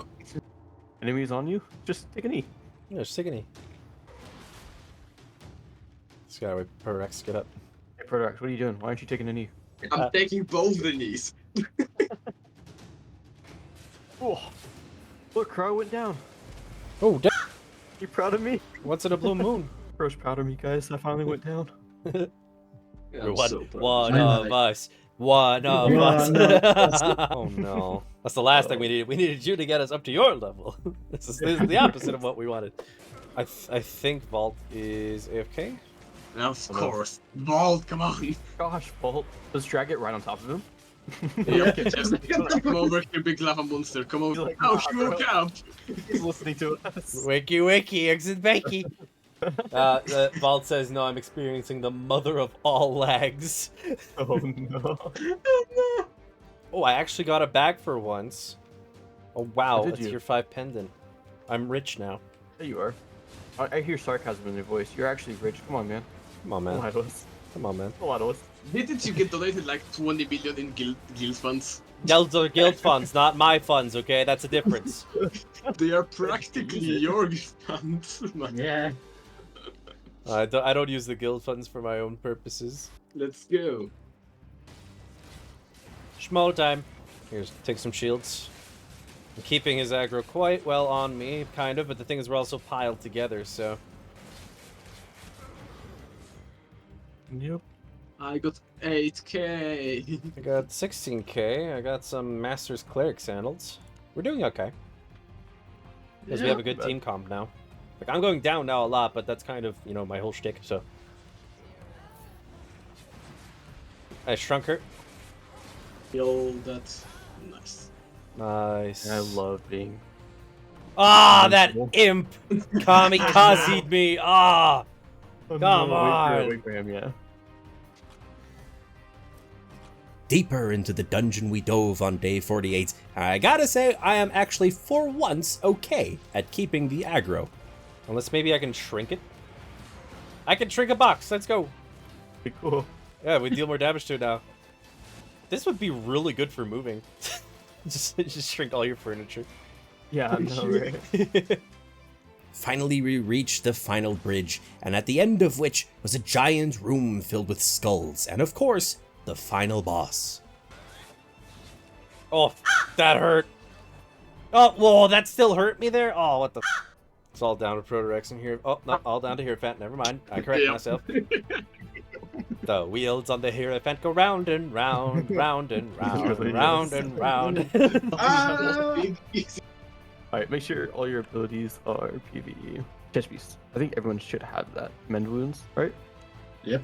Alright, sweet. Let's everyone put that on for now.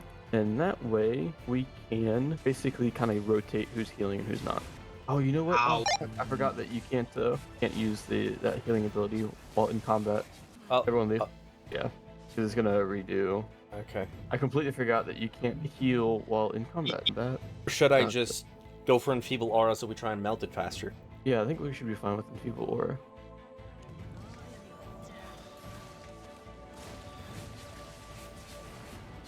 Manage to shrink her? She's low this time. Oh, I'm down. Oh. She's so close to being dead. One. Good job. Let's go. Yes. Let's see what's inside. Ooh, hello. Hello, mama. Ooh, this is not bad. I think I just got like 80-something K.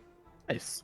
Well, yeah, the loot was great for everyone, really, so no need for a loot split. All got the same worth out of it, pretty much. But I did end up buying some paws from Protorax later on, made a new primal staff, and yep, I am broke again. So I spent an unhealthy amount of time window shopping for a different kind of armor set in the market board.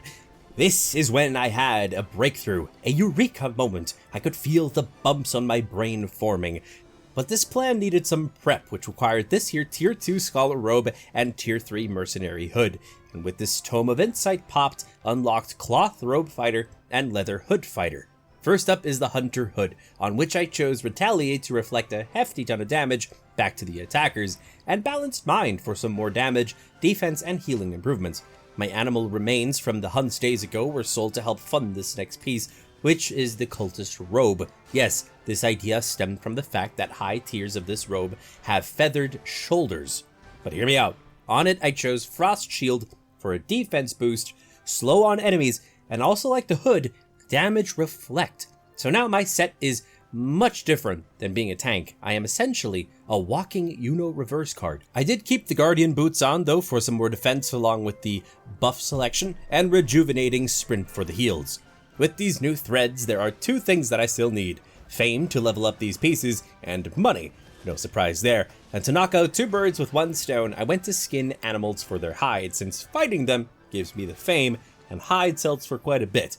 And I gotta say, I do feel like I'm dealing much more damage in this gear, but I need to keep in mind that I can go down much quicker now, for I have never truly played as a squishy character in any game ever. This game is bringing out new sides of me that I didn't even know were there.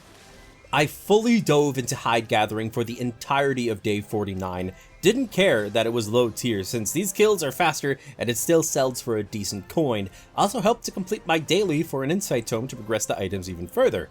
Once the day was coming to an end, I brought all of the hide on over for processing, reached Expert Hide Tanner in doing so, and simply set it all to sell as orders. Halfway through our adventure, and got Stonecutter here to tier 3, and after that just kept on the hide grind right after, until about midday or so, which is when I sold off this new batch.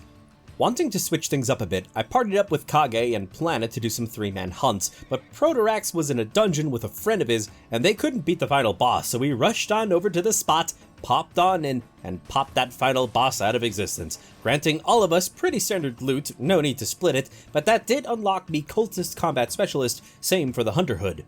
With that done and dusted, and well, some sell orders reset that just wouldn't sell, we got to hunting down a panther super fast, especially since I'm dealing so much more damage, and it's a 1 to 3 man hunt. Cleaned it up, and got me a paw. For the hunts on day 51, Werewolf, absolute doo-doo loot, but good leveling up, so let's keep going. Up next is a panther, destroyed it, and Kage got a paw as well, like we did the other day. Now we just need a good item for Planet, then we don't need to do loot splitting, and this Ent was the perfect candidate, dropping a root for them, so we got all about the same worth and drops, so to not risk any further, we got back to the marketplace, and aside from selling, I got to purchase mercenary journals to fill them up, as I was gonna get some more hide again, but being flagged up for the proud city of Thetford to keep progressing with points for reward chests. Lizards were on the menu for the majority of my time, but I couldn't pass up what I wrote down as Frog Heaven. Now that is a buffet that I can't pass up, so I got all of them picked clean and just kept up with the same old straight into day 52, making sure to avoid a Fort Sterling Zerg in the zone. Don't want to get steamrolled while I'm busy here. At noon, the mercenary journals were pretty much all filled up, and due to my current location, I flagged down from Thetford as I wanted to sell this hide in Fort Sterling, since the snow zone has not a single bit of valuable hide, so this haul should fetch a really nice price. Still making sure though to grab valuable stones on the way, since this stuff I figure will sell better once I'm back home, since there's no stones in the swamp. Once in the snowy fort city, I got everything sold super fast and then made a financial decision for the guild. I withdrew 500,000 of the guild funds and used it to buy 636 slate blocks, since we were struggling to get them to progress our guild island. Papa's bringing home the goodies, just you wait. Can't forget that I also got a tier 4 Thetford cape for its lightning damage that it adds in combat, and then made the long but worthwhile trip back home, and at the guild upgraded the mage tower, tanner, plank dude, and added the remaining blocks to the weaver, but thanks to Planet here, we actually got it up a tier.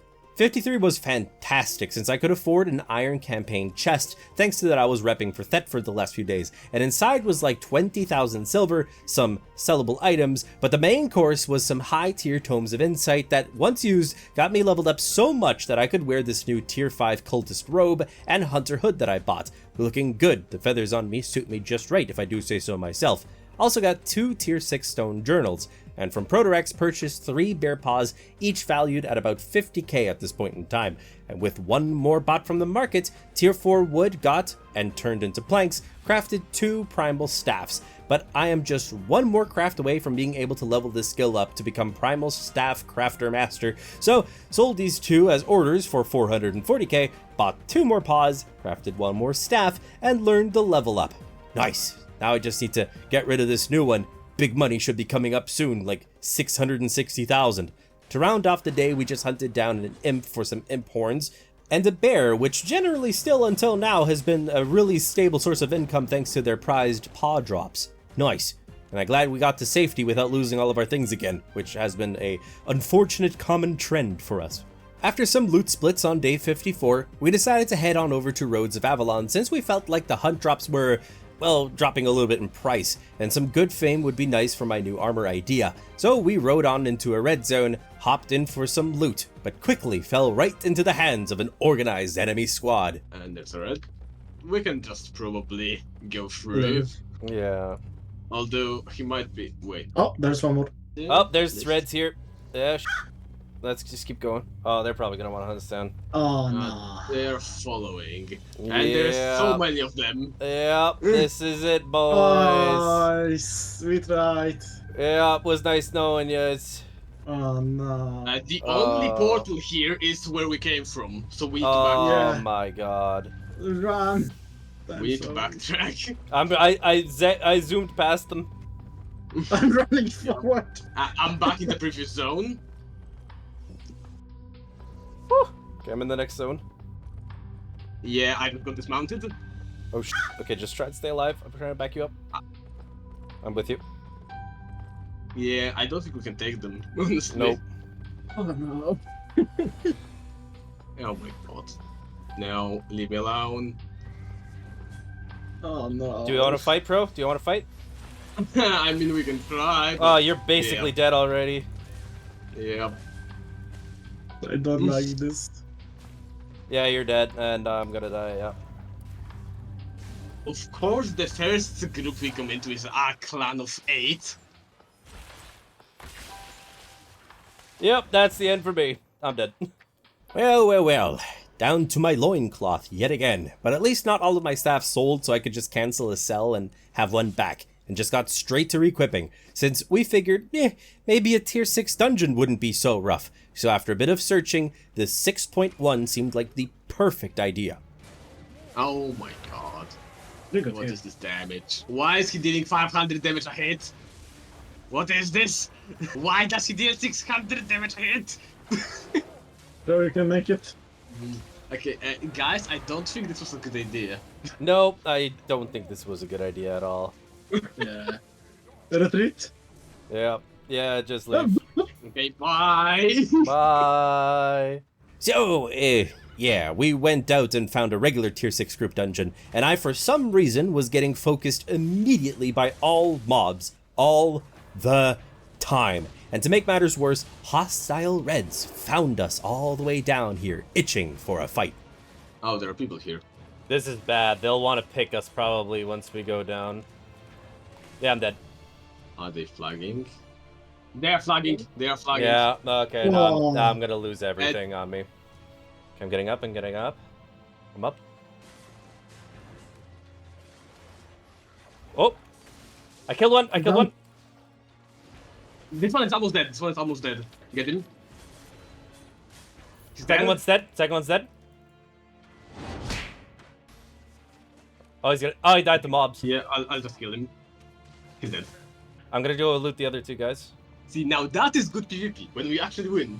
Yeah, exactly. Yes. Oh, that's some good stuff. But you better believe we immediately ditched that dungeon and teleported to safety since we just got, at least for me, the biggest haul of loot yet. Total value was a juicy 655,000, which Protorax was in charge of selling and sharing. I was happy, up until the point where later I saw that Simon, one of our most experienced players, as an example, with a high-tier group of friends from Ava Roads loot splitting after PvP, got a share of 27 million one day. Hopefully. Just one day. Now having a taste for blood on day 55, we formed a party to actively try and PvP ourselves, as in looking for fights, which may or may not have been a good idea. See, we started chasing a red across the zones, and yes, I was late to the party, but we did end him, was about a 500k total drop. This didn't help bring our arrogant confidence down though, because right after we found a chest that was about to open, and we weren't the only fishes in this pond, see. I was supposed to be the one to dismount, get the loot while the others protected me, but as you can see, this plan fell apart faster than you can say Crow is too squishy for his own good. And yeah, everyone else wiped too, losing everything on us. As I geared up for what felt like the billionth time, I knew I needed to, sadly, ditch the primal staff for the time being. It's simply too expensive for me. If I would have used a cheaper weapon, I would have built up way more funds, and I already burned through all of the recent ginormous income that we had. From our guild weapons, I chose to try out the warbow and got our group together for some duels to practice with it, which helped to get a feel with it, sure, but the gang had a bright idea, which was to set up a crystal arena. Imagine capture the flag, kind of, but set up so that all of us are against Hierophant. Oh! Yes! Nice! I forgot that you guys have like 3 range people now, so I actually have to kind of jump out at you guys. Here he comes. Look out, people. Now! Leave it alone!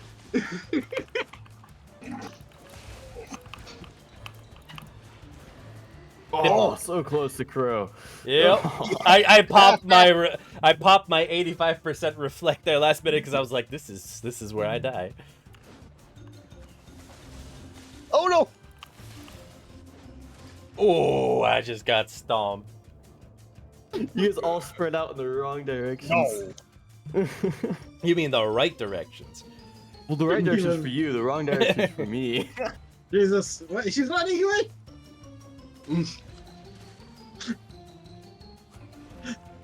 Ah, my arrow got you. I gotta use predicts with this build with that arrow. Come on, guys, just kill him. That is way easier said than done. I took myself down by walking into your guys' tower. Come here, everybody. No, I'm not going. no, Don't no, come no. Come here, come fight in my zone. Come on. No, no. Oh, you invisible sneaky brat! Oh. Victory. We did one more round, this time with me wielding a longbow since it's better for AoE damage, but this time Hierophant would come in with 8.3 gear. This is gonna hurt in all the wrong ways. I just hope you guys know we will lose this. Oh, absolutely. Yeah, yeah. This is fun. Bye. Nope, nope, nope, nope, nope. Stop! Stop! Wow. He is just not going down. Oh, don't attack me. I'm reading the wailing bow skills. I have a menu open. He's just standing there. Yeah, just please. Have mercy.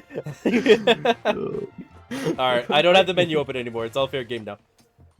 Hello, boys. You haven't gone down yet, have you? No. I'm about to, though. And he's back already. He's not even full health yet. Go around. Oh, he is after me! Oh my god! Come on, stop moving, handsome man. Stop moving. What's wrong, buddy? You trying to get me? Just stop moving, man. Oh, you got him! You got me. You got me right as I was back into my zone. Vault, I'm going to kill you, dude. You're the only one that keeps stealing stones. It's smarter to flee to win the war than to fight on against an unbeatable enemy. I am not unbeatable. They've killed me. No. My help! I'm helping! Ow, ow. So much bleed. We stick together, guys. We cannot kill him if we're not together. Almost. As before. You can get him, you can get him. Come on, Crow, come on. Did he go Elvis? Oh, oh, the sniper! Right as I went invisible. I was like, you motherfucker, you're going straight ahead. I'm gonna aim that right in front of you. Don't capture any stones. Let the last 14 points be deaths. Okay, let's let the points be deaths. You guys are gonna win anyways because I have to kill you 112 times. But come on, Crow. You wanna pick a fight? No. Come on, Crow. I don't wanna. I don't What's wanna. wrong, Crow? No, I'm good. I'm good over here. You sure? Yeah, I'm good. No. I said I was good. I said I was good. No. Could you not? Could you not focus me, please? I have to focus you all. What do you mean? Can I ask for you guys to come at me one at a time? No. No. You're a monster. I did like using the bows, sure, but I thought back to when I started this adventure. I'm supposed to be the guild leader. I need to help out the members. Let them shine. Even when I was fishing early on, it was to fill a gap. Fill a gap. I got it. On day 56, my new main set was prepared. I had seen this built a ton in people's videos and figured this would be perfect to heal a bit in parties, which we are lacking, and have some self-sustain while I'm solo playing. We sometimes have healers, sometimes we don't, so maybe this will keep us up for longer. The Hunter Hood will stay for the Reflect skill, but the new pieces include a Mercenary Jacket for Bloodlust to heal upon direct damage to enemies, and Soldier Boots since it has Wanderlust for better chasing in PvP, or still Rejuvenating Sprint for healing.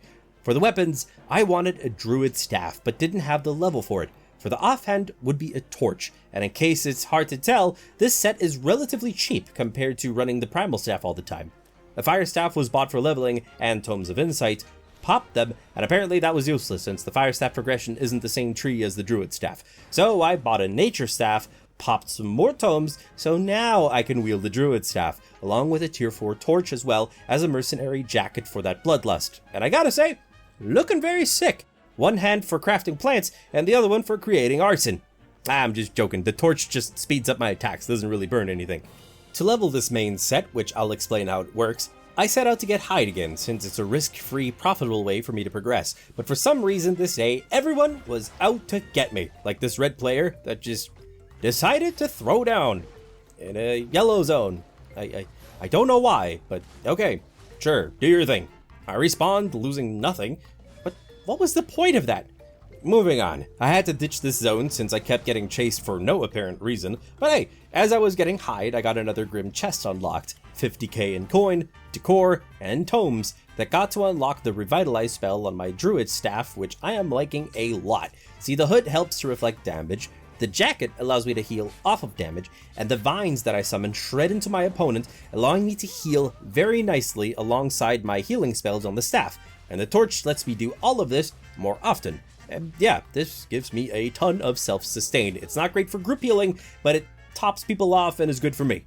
What I wasn't prepared for was this clown that appeared out of nowhere and just whooped my butt into the most one-sided engagement ever for what I'm assuming was just for the lulz. I couldn't really move since my mount disappeared, because I'm encumbered from the gathering, and this person just watched me.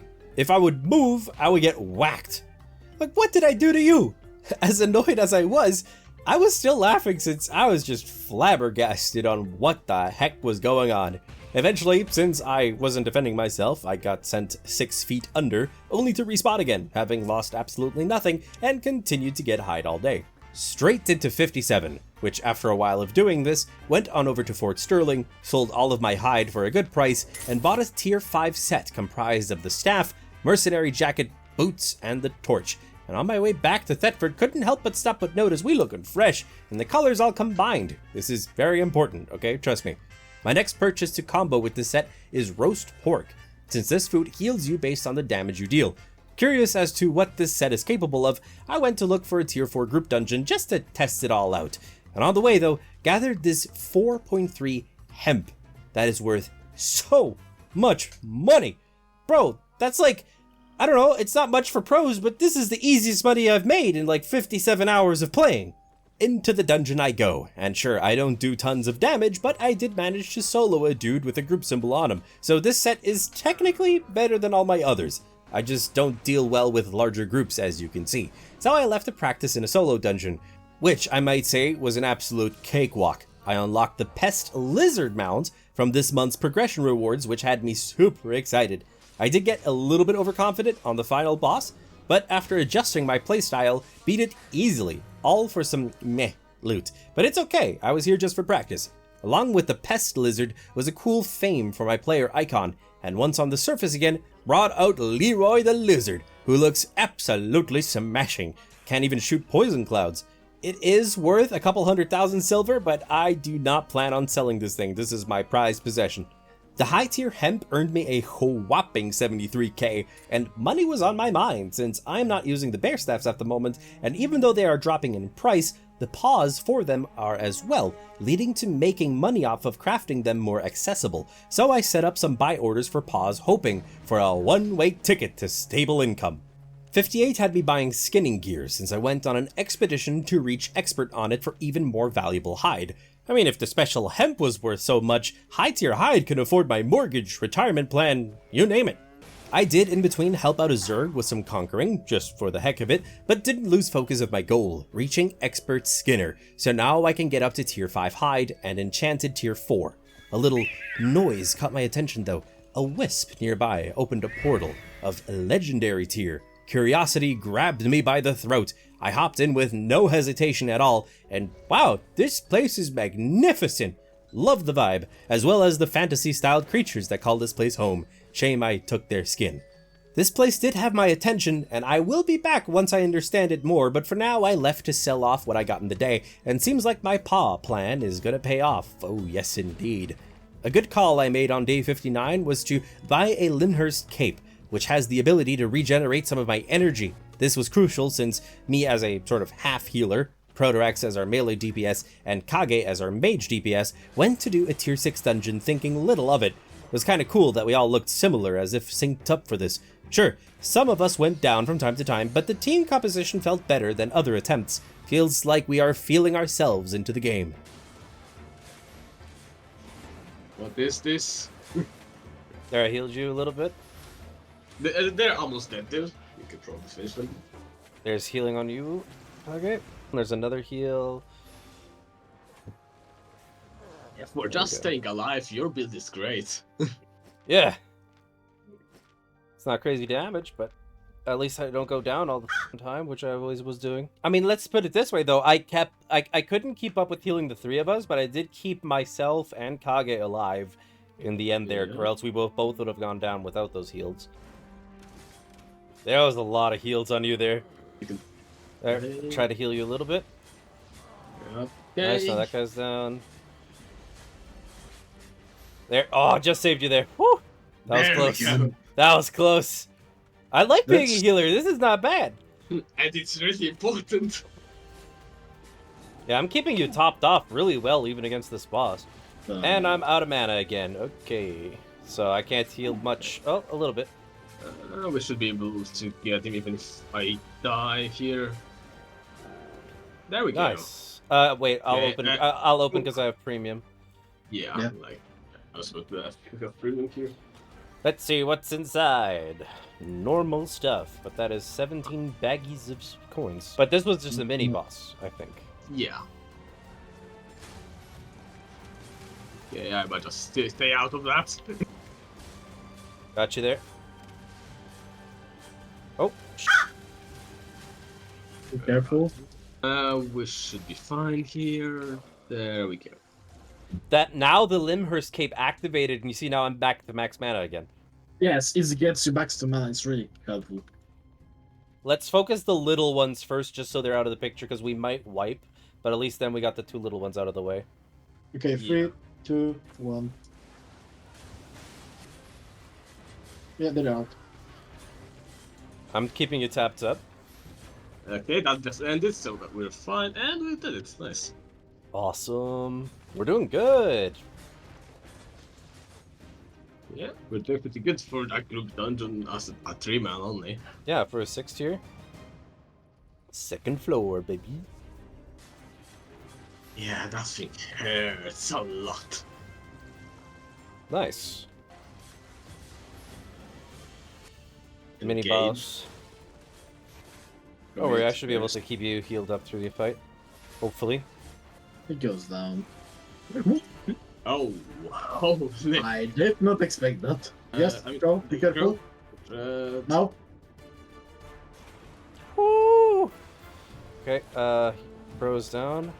1000 HP. There we go, I tanked that last bit. 4 tomes. Someone got 11. Wow. My gear only is yellow in durability. Oh boy. The good thing is we should almost be done. Yeah, unless there's a third floor. Oh that can happen.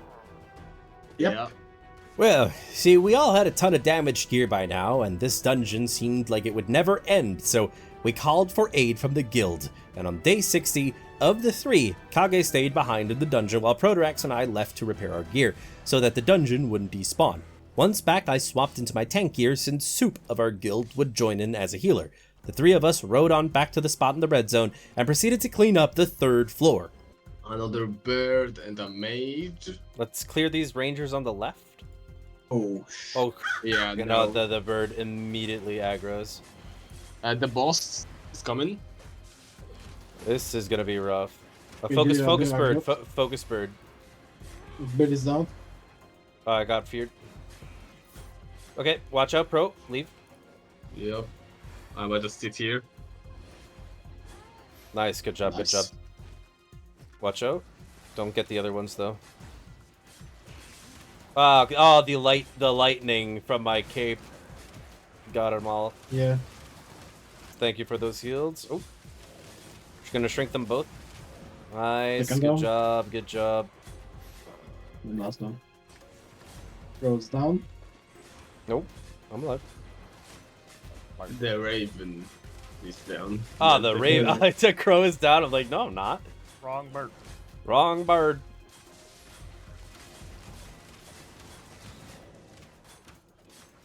Ow. There you go, mini boss down. Is that another floor? Yep, that's floor 4. Yeah. 4th floor? Brother. That's a big Oh, dungeon. My gosh. Okay. Okay, so, 4th floor, shall we, boys? Why the hell not? Where's the final boss?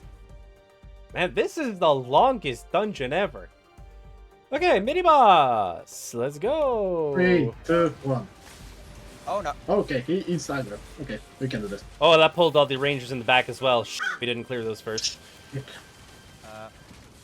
Can we take them on? Yeah, with the boss? let's fight these rangers in the back first because we might wipe, but at least then we have the rangers gone. Watch out, Pro. Oh, I'm so dead here. Give you a shield. I'm Give getting you a caught. Oh no, crow. One down. Okay, focus back ranger. Focus back ranger. I'm completely out of mana, but now that's both rangers gone. I think we got this. Good interrupt. Really good interrupt. He is just incredibly tanky. My gosh. Oh, he's really focusing Soup there, yeah. I'll pull the aggro again. I'm just out of mana, so I can't do it too much. Yeah. Good job. Good job. I was on no energy for like half the fight. I got nothing. This is Same. This is ridiculous. I think I've gotten like maybe like 20k's worth of loot in this entire dungeon so far. What the heck? I got a 4.1 Guardian chestplate. Is that worth anything? Maybe? I don't know. So, this is the second mini-boss on the 4th floor. Alright, well, here we go! I shrunk him.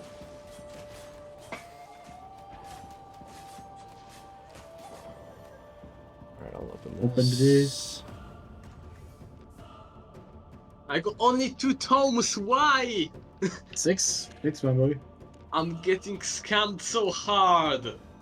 At this point, exhausted, Kage needed to repair, having been here the longest, so we waited for him to come back, along with Jarl Raven, who was coming in as a real healer build. Upon their return, we got to steamrolling the rest of the floor until its end. Finally! Let's go! Yeah, you can hear how long we've been doing this. Okay, so the final boss. We need to do a little bit of clearing, I imagine. If there's a specific... Okay, never mind, we're going in. I was going to say, if there's a specific target, I could draw the fire for a moment and go invulnerable and just let them smack me. Okay, watch out. Yeah, clear the sides. And then before we aggro the final boss... Let's regenerate. We need to regenerate now. Yep. Here we go. I'm going to focus Crow then. Jeez, goes quickly, surprisingly. What that will hurt you. Healing beam on Protorax because dang Protorax. Yep. Be careful. I'm shrinking. She dodged my shrink. Okay. Can you guys group up on me slightly? Alright, group up, group up. AoE heal down. That should help you guys out. Healing beam on Crow. Thank you. Alright, Soup's down.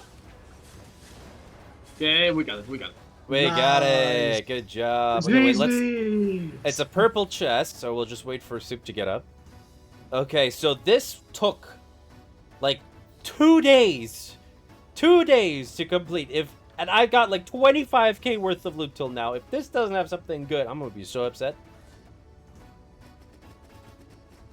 I got 62k worth. How about y'all? Like 64k. So I also got around that. Protorax, how much did you get? I have 69,000, which is all basically in the silver bags. Okay, and Soup? Maybe 20k. Okay, and Kage? Around 50k. Okay, so then I'll get, once we head back home, I'll give Soup a little bit of money, just so we're all kind of equal. Let's teleport out and head back to Thetford. That was so not worth it. Yeah. At least we got some fame in. That's true. And there's 2 reds. Do you want to hunt the reds? Actually, yeah. Actually, yeah, that doesn't sound too bad at this point. There's a lot of us here. Our frustration-filled decisions led us on a frantic spree of chasing people down. Reds, 2 reds here. All right, trying to lead them to coming? us. Lead them to us. To Yeah, dismount. get off mount. Get off mounts. Get off mounts. He was trying to chase you, and then he saw our entire brigade. He's like, "F that." He's in 6-1. He wants to go to the next zone. Oh, okay. I'm trying to cut him off. And he's way faster than us. I don't think we can catch him. Problem is, I don't have long range, so I can't really catch up with him. Oh, in Camland. Okay.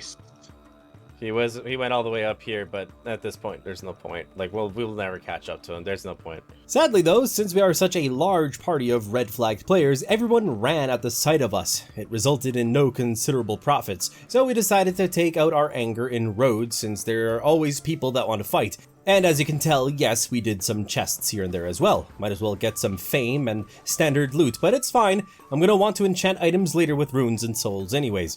We later left in order to meet up with Hierophant as well as to stock up on supplies in Thetford, and for me to put on my soldier boots for better chase, and to use the regular mace from so long ago since apparently it's awesome in PvP for stuns and even leaping to enemies to close the gap. No time was wasted to head back to find a portal. Oh, we have reds. Are you guys fighting? Holy sh! Holy! Just go next zone, leave! Just go. Just go, run! Book it, boys! Alright, let's pop in. This place was licked clean, so we left, went to the snow, and here we found a new portal to test out, arrogantly confident in our capabilities. Oh, there's a red one. Red? There's a red, yeah. Yeah, he's on us. He dismounted. Get him! It's a group. It's a group. It's a group. Oh, It's a group. watch out. 2-0. Oh, he pushed me back. I got one. I got one. I got one. I'm so slow. Oh, there's more. There's more. Oh, Holy okay, we're all good. Jesus, guys. Well, we all died. Was that everyone? Yeah, it's literally everyone here. What the actual hell? It was just a tier 7.3 stuff with max spec. Jesus. It was just a giant freaking flame tornado. Yeah. It's... I'm Oh, not man. even mad that we died. I'm just like Astonished that you guys died so fast. I'm just stunned that something like this is even in the game. Yep. No. It's a one-shot build. They have a 3-man one-shot build, who are basically, they could take out an entire group of 20 people in one go.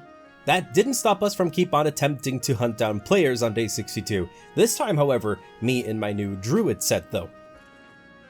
Alright, flag time, boys. Alright, let's go, boys! I got people on me right here.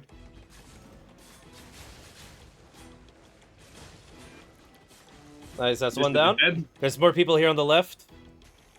By the way, guys, we loot split. Yep, obviously. Okay, so we killed 2 people. Yeah, let's just go to the next zone. Because I have a chest in this next zone. Oh, okay. So, basically I could throw everything in it so we don't lose anything even if we die. Gotcha, because that's been our biggest, Achilles heel, that we get like 1 million in PvP loot, and then we lose it all. Yeah, we've done that. Everyone give your loot to Hierophant, and Hierophant will deposit. I'm happy about using this set because I don't fear about having to buy expensive stuff like a primal staff to re-equip. Yeah. Oh yeah, no, the most it's nice. expensive thing on my set is my cape. Yeah, same. Yeah, our axes, mine and Prodarx's axes are 140k. Oof. Yeah, like the whole set is like 500k. So, Jarl, you heard him. You heard it here first. Your job and my job is to keep Protorex and Jarl alive. Kage, you're on your own. Yeah. Kage just said, "What the f, man?" Yep. No. You'll be left to die. Sorry, Kage, the guildmaster has spoken. In the midst of our excursion, we came across another party of red players doing the same that we were doing, so in order to not compete, we moved away a bit for now, but I don't think they took too kindly to us sniffing around their territory. He's trying to get us to pick a fight with him, and I'm tempted too. I'm so tempted. I mean, we are in a yellow zone. Yeah, he wants us to bait. He wants us to bite the bait. It's like, oh, you do not just dismount in front of us. This means war. This cursed stuff is so I'm just focusing him. I don't even He's care. dead. I killed him. Yeah, they want to lure us into the red zone so that they Yeah. can actually try and kill us. Yeah, no, we're not falling for that. All right, do we just want to go spectral sump? Yeah, let's just go this way. If they follow us long distance, we just TP out. There's Double G right there. Actually, let's move away from Double G. Yeah, that cursed stuff will kill us. He's chasing. We're just gonna go back to the yellow zone up north. Oh, they dismounted. There's would a fight. Fire clan right there. Oh, Oh, nope, I'm dead. This is the end for me. I died. Wow. Yeah, so I just made a few primal staffs after that and tried to sell them for a total profit of around 400 plus K. As we, the team, were just discussing what the heck we can even do to progress at this point. The best plan we came up with on day 63 was to get to the black zones to level up there for some quick fame farming. It'll let us be able to use higher tier gear after all. This just required us to get from the Thetford portal all the way to Drytop, which thank goodness we reached unscathed, and even got a ton of loot from this treasure bot, just what I needed. The plan here was to just run around as a small team and end all the animals in the area since it is fast TTK and decent fame, which is good for my new druid staff build that I'm making, but I do want to point out that I've seen this build used in a lot of different ways, only having to switch up the main hand weapon, so I think we're pretty solid with our gear, and if I want to, I just have to change my weapon, and we have a whole new thing going. Don't kill that. God, you killed the groundhog. It's just like, what the f did the groundhogs ever do to you? What groundhog? I don't see a groundhog. You know, this one here. That I what just one? harvested. I don't see one. What do you mean? Oh, ground cook. Oh, groundhog. No groundhog anymore. Are we gonna add a point system to the groundhogs? Yeah. Yeah. How many groundhogs died today? Board. Groundhog. Yeah, fuck. Oh, Crow killed a groundhog. I just killed it on the way. Hey man, if you can't beat him, join him, you know? The grind took up all day, much to our surprise that we lasted so long, but all good things must come to an end as we accidentally caught the attention of some red-blooded red players itching for a fight, and in our escape, Hierophant decided to sacrifice himself for our safety since they were after his more expensive gear. May you rest in peace, noble soldier. Your sacrifice did in fact allow the rest of us to reach the safety of civilization. 64 was pretty relaxing, just keeping up my flips of making primal staffs for sale, except at a faction chest, which was super nice, and got my new gear to level 30, so now I can use it in tier 6 versions. What I did do all day was getting fiber along with hide for some faster cash, but made sure to pop into the mists again, where whenever I would see one of the wisps in the cages, I would set them free in hopes to get 50k reputation with them to get into the secretive hidden city known as Brazilian, since it has some nifty commodities there that I want to make use of. It was a very chill day, and I did take out any Mystic Owls that I came across since I'm pretty sure that they can drop the Owlet, which you can raise up into your own Mystic Owl mount. 65. Items bought, got some more resources, made some more staffs, sell the staffs, profit, and then load up all of my junk that's worth not too much here and make a super long trip across the map. Our first stop being Fort Sterling, where I got to sell my wares for an exceptional price, oh yes indeed, and bought a ton of ore, being tin and iron, that I had planned to go sell all the way on over in the city of Lyndhurst. The path there is long as you can see, so let us not dilly-dally, going across multiple yellow zones, not risking taking any shortcuts across any reds, and this was my first time seeing the forest biome, and I love it. Part of me wished that this would have been our main hub. Even the city itself is similar, yet feels different enough, nice and cozy in a way. The ore got sold at their marketplace, along with fiber since this place barely has any. A set of tier 6 gear was purchased, excited by the fact of how affordable this gear really is, even at mid-tiers. The biggest price tag is the Druid Staff for 47k, and the Lyndhurst Cape. That one does sting a little bit, ain't gonna lie. So instead of buying it at that tier and price, I opted to buy a 4.3 cape for 125k. And I gotta say, we be looking mighty fine, and I can't wait to have a full tier 8 set. By the next day, I bought a ton of cedar wood since it's this region's most common resource, being wood, and intend to sell this in Fort Sterling on my way back for a small profit. One thing to note though, it was on this day where the primal staff and other items got nerfed quite a bit, and I could feel a price drop in the staffs coming in fast. Seems like my moneymaker might be coming to an end. On the way back, I made sure to gather any good resources that I could find. Not gonna pass up free money just lying around now, am I?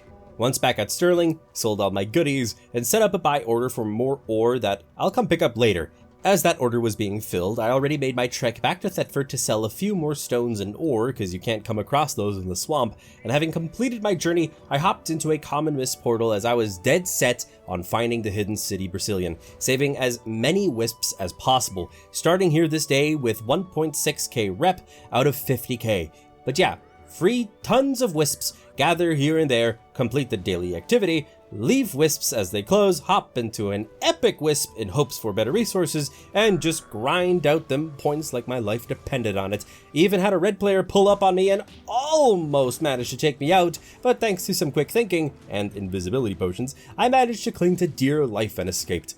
After more freedom was bestowed upon the wisps, I hopped on out and returned to Thetford, sold some junk and just bought 10 paws again to keep my staff cycle going, hoping I can still make a profit off of it once they buy. Day 67 had some surprises, like Jarl here that gifted me the hygienic boots and the mask to complete the Plague Doctor set. I always feel very awkward receiving gifts, but he assured me it was as a congratulations gift in a way since it was around this time where my daughter was born. I just absolutely cannot pass up such a kind offer like that now, can I? Not only that, I saw that Jarl, being our potion master that he is, stocked up the guild bank very nicely with a variety of potions, and of them, the stacks are pretty big. This will help us all greatly. Still focused on getting to Brazilian, I did the exact same process of activities in the mists and opened yet another grim chest thanks to my progress, granting me around 100,000 coin. and made sure to pop those tomes for that juicy fame. I can't wait any longer. I need this set leveled up stat. Continuing in rare mists, I was clearing out an undead camp when I was rudely chased off by another player. I was itching to tussle, but I was too encumbered to throw down. After a whole day of freeing wisps to the best of my capabilities, I still only had reached 10 out of 50k reputation. Dear lord, that is slower than I was expecting. I need to find a way to pick up the pace. While I was thinking how to get more reputation with the wisps, I got to making more profits from staffs on day 68, thankfully.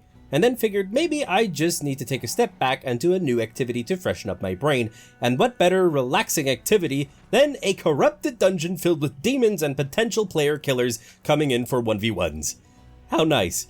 Once inside, I got a quick rundown of what to do, but in short, I can invade other people's instances to fight them and vice versa. As for the PvE aspect, which I'm a little bit more curious about at the moment, as you can see by what I'm killing, I need to destroy tons of demons to get this counter here to go up. When it reaches its max, the final boss spawns in. I'm surprised by how fun it was. Sure, I was tense someone would join in and give me a clobberin', but the fights were fun and the fame was okay.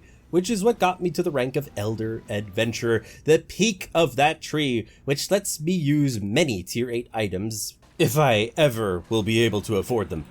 After beating up some mages with very cool attack patterns, I ended up heavily spending learning points on gear progression. I was told not to do this is a bad idea, but I want to reach 100 on my gear before I reach day 100, so in my case scenario, it's worth it, but don't do this. You would be much better off spending this on crafting and gathering progress. Either way, I got the final boss to spawn, but I ended more mini bosses for some chests first. Gotta say, I'm more and more confident in this build as time goes by. With everything looted except for the end, it was time to beat up Big Papa Demon, and I had a blast. The mechanics were fun, and I was on my toes, but didn't feel like it was impossible to beat, nor that it was taking too long. It came in handy that I can just heal so frickin' much. With this evil sent back to whence it came, I looted the big old chest and got 43k worth in loot. Not bad for the little time spent here, so I just hopped straight into the next instance, and here, after a bit of fighting, my infamy increased, and read that increases dungeon rewards. Now I'm interested, oh yes.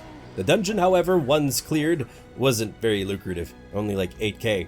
But I had fun. The day was ending, so I got back to the surface, made some staffs again, and sold them along with my dungeon loot. Another way to get fame caught my attention on day 69, which had me flag on up for Thetford and headed straight into the nearest red zone, which is where I finally applied the Plague Doctor mask in, by the way. Oh, that is just so much better. I did pick a bit of fiber, which wasn't part of the plan, but it was a treasure area, sadly not worth a lot aside from the fact that I got promoted to faction footman, so I went to do what I came here for, which was to do solo hunts while flagged up, in this case being a werewolf. See, hunts give good fame, and while flagged, I maybe can get more faction points for chests for big tomes to progress the set. There were tons of players around for a while at this hunt that did have me a little bit worried, but in what felt like a blink of an eye, I finished the hunt with relative ease, gaining me 33k in loot. Heading home to sell my stuff, I just barely escaped the clutches of a red player guarding the passage here, but he could not stop me, for I'm getting my sales in. Once I was done with that, I had the intention to return to do the same, but with this satchel, which generates more fame, it does consume silver, and I will later partially regret how much this stuff actually drains our pockets, but it is fine. I was distracted with the fact that Bandit Assault was gonna happen, which means it's Zergan time for chests. I grouped up with a Zerg later in the day and began conquering zones, which was chill, since it was all in yellow zones. No need to worry about losing all my stuff as we hunted down multiple players. Straight into day 70, Zerging the day away as the Bandit Assault was in full swing. And by the looks of things, our Zerg here was focusing on cutting off some of Fort Sterling's territories that got too close to Thetford. In this mess of a fight, I got promoted to Skirmisher, which is really cool. The funnest part was when we pulled up to a smaller enemy Zerg and absolutely tore into them, breaking up their lines, allowing us to chase down stragglers and stomp them to the ground, leading me to get just what I wanted, faction chests for those sweet books for tons of levels. At about midday, we already were approaching Fort Sterling itself, which was very satisfying to see. However, I needed to log off, so I went on home, bought 2 more faction chests with the credits that I got for a massive XP drop, which had me ecstatic. Like Plate Boot Fighter is at level 88. We are getting closer and closer to those level 100s, I can feel it. The rest though is at around 60, but it's still good, I think. I was relieved on day 71 that the primal staff crafting and selling was still somewhat profitable. Not as much as before, but it is still keeping me afloat, so I can afford a tier 7 hunter hood. After which, just made a trip to Fort Sterling, sold some fiber, hide, and logs, and picked up the ore that I bought many days ago, if you still remember that. And this was the perfect time to reset some of my sell orders here that never went through. The ore was sold in Thetford for a smidge more, but nothing I can retire off of, let's just put it at that. Thanks to the guild's efforts, the guild bank always had a nice stock of tier 3 horses to take out into risky zones, one of which I took with me and rode on to find a roads portal by my lonesome self. Here I tried to farm for fame when a dude pulled up to me, and as a sign of peace, I danced for him with some spins, so he left me be. Fame farming here is just... it's so fast, and I was severely lagging this day due to my internet connection, but I pressed on.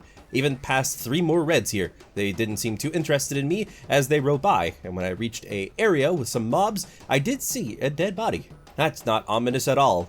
And as expected, the same players pulled up on me and began chasing me for what felt like an eternity. They might be 3 people, but I did give them quite a bit of trouble with all of my heals, I would like to think. My heart was racing since I really don't do well in PvP scenarios, but this is where my little run came to an end. I wasn't upset though, since I was expecting this to happen.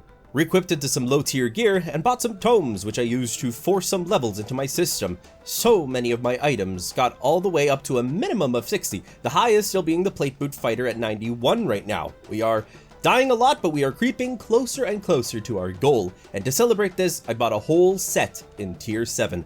I don't have a ton of cash, but I can afford this for now. The cape is, whew, that makes my wallet weep. But the set looks nice and somewhat color coordinated actually, with all pieces having a star on them, meaning that I'm slowly specializing in them. On day 72, as I prepped more staffs and set them for sale, I came up with a plan to get to Brazilian faster. But first, I had gotten daily faction reward points so I could afford another chest. The plan mentioned is to go in low tier gear into the black zones and hop into a mists there. This has to be better reputation freeing the wisps here, starting at 10k rep. Not a single wisp was left locked in its cage. Liberation to all my whimsical friends. And I did activate this thingy called Auto Respec. What it does is that it gives you combat fame as you level up gear past 100, which can be used to progress gear faster at the cost of silver. Sadly, I had no idea how much of a cost it is, since without my knowledge, this will be the culprit to draining my funds. Some drops, some of the kills were decent, but as I gazed into a lifeless corpse of a player, I was reminded that reds are afoot. By midday, I was at 18.8k rep, so this for sure is much faster, and got to loot a random chest that no one contested. Don't mind if I do. Once the day was slowly coming to an end, I found a portal called Nightfall Abbey. Clueless as to what it is, I hopped in with no hesitation at all. It seems like it's an abandoned fortress where you can grind undead mobs and claim buffs once you clear some rooms, and there are quite a few of them, and they might come in handy in case I get ganked, which is probably inevitably going to happen. Still here in this god-forsaken labyrinth on day 73, when I stumbled upon an overpowered ranger skeleton protecting a loot chest. I desperately tried to claim the loot inside as my own, but for the life of me, I just couldn't beat him on my own. And considering this is a PvP zone, I don't want to be caught with my pants down, so I moved on out of this place, back into the mists, back to my wisp-freeing objective, where later I got a drop worth 71k, so I poofed on out of there ASAP, straight back to the portal zone for safety, where I got my stuff deposited for safekeeping, so I could get back to freeing wisps with my mind at ease. Trust me, I am still terrified of getting ganked, but less risk means less tension on my nerves, and the amount of red players in the area wasn't helping at all. It didn't take much longer, and voila! Over 50k standing with Brazilian, baby! Time to skedaddle back to whence I came from and sell my goodies, and was happy to see that by now my gear is all between level 69 and 75, with the boots at 95, ever so closer to get to the end of the grinding tunnel. Now to get to Brazilian. Once you have enough rep with them, you can find portals to the city at random in the mists, so I began to check portals in the yellow zone so I don't risk my stuff. Casually picked 58k from a chest, muchas gracias, but had an incredibly hard time finding the portal. The search of one brought me to a turbulent wisp that you need to escort all the way to a portal that appears for a juicy amount of reputation. From what I gather though, this tends to make everyone in the zone want to fight you, so I'm glad that this one went so well. The search continued into day 74. I will find you, mystical city, just you wait. I left the yellow zone portal, waltzed on into a red zone, and checked a portal there. Maybe it'll be faster to find the portal in riskier zones, I thought, but no. So much time was wasted with nothing to show for it, so I just went back into another Nightfall Abbey thinking maybe in here would be a portal to Brazilian, but no, only mobs that gave me good fame for leveling, and hyper-aggressive players that hunted me down like rabid beasts, and ended up tearing me apart in a violent pursuit. Well, that was expected, so back into tier 4 gear for me, and kept searching in yellow zones when luck finally graced this beat-up adventurer. Oh, there it is, finally. It's been hours. Come to Papa. There it is. There it is. Let's go, baby. Finally. Oh, it feels like I'm late to the party with all these people here, just to rub it in. Here we are, my lovelies, the city known as Brazilian, an enchanted place that looks absolutely stunning. But I'm not here for sightseeing. I wanted to unlock this place as it has an unstable portal to Roads of Avalon that'll throw you into the deepest pits of that place, and I think that also means less likely to come across players. In other words, my one-way ticket to fame farming. I did check out all the floors, and it's like a regular city with tons of shops at the bottom, and even comes with your own purchasable island like the other cities. It's time to do though what I came here for, hopping into a portal and was ready to get the grind going, focusing on humanoid enemies since they give the most fame, and it did take me a bit to get a hang of it, but slowly and surely I was making progress. Baby steps, as they say, and as you can see, this one mob gives 50,000 fame, which is ridiculous. Was even doing good at the solo chest areas, clearing it by myself, but note that these areas can range in tiers of the protectors that they have. The final boss faded into the ether, and as I was done with it, was rewarded 72k. Feels good, man. I know there are chests that can give an insane amount, but, you know, this money I will take very gladly. To not risk the little money that I was making, I teleported on out, and I don't think though that I realized how expensive it is to teleport out of roads, but hey, at least I'm safe. It took me a while, but on day 75 I figured the only way to leave this city is with the travel planner for a bit of cash. Best to go without items in your info to not rack up the price. But we partied up as a low tier squad since all here just wanted in on some of the fame farming and roads, but we made sure to also hunt down big cats in the pathways since they can drop baby swift claws that you can raise up as mounts. I still miss Iowa.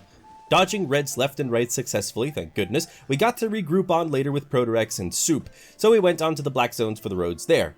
If we are going to die, we might as well get the best bang for our buck, if you know what I mean. You can just use the fast travel to teleport here. I keep forgetting that. It's so convenient. You can? Yeah, you can!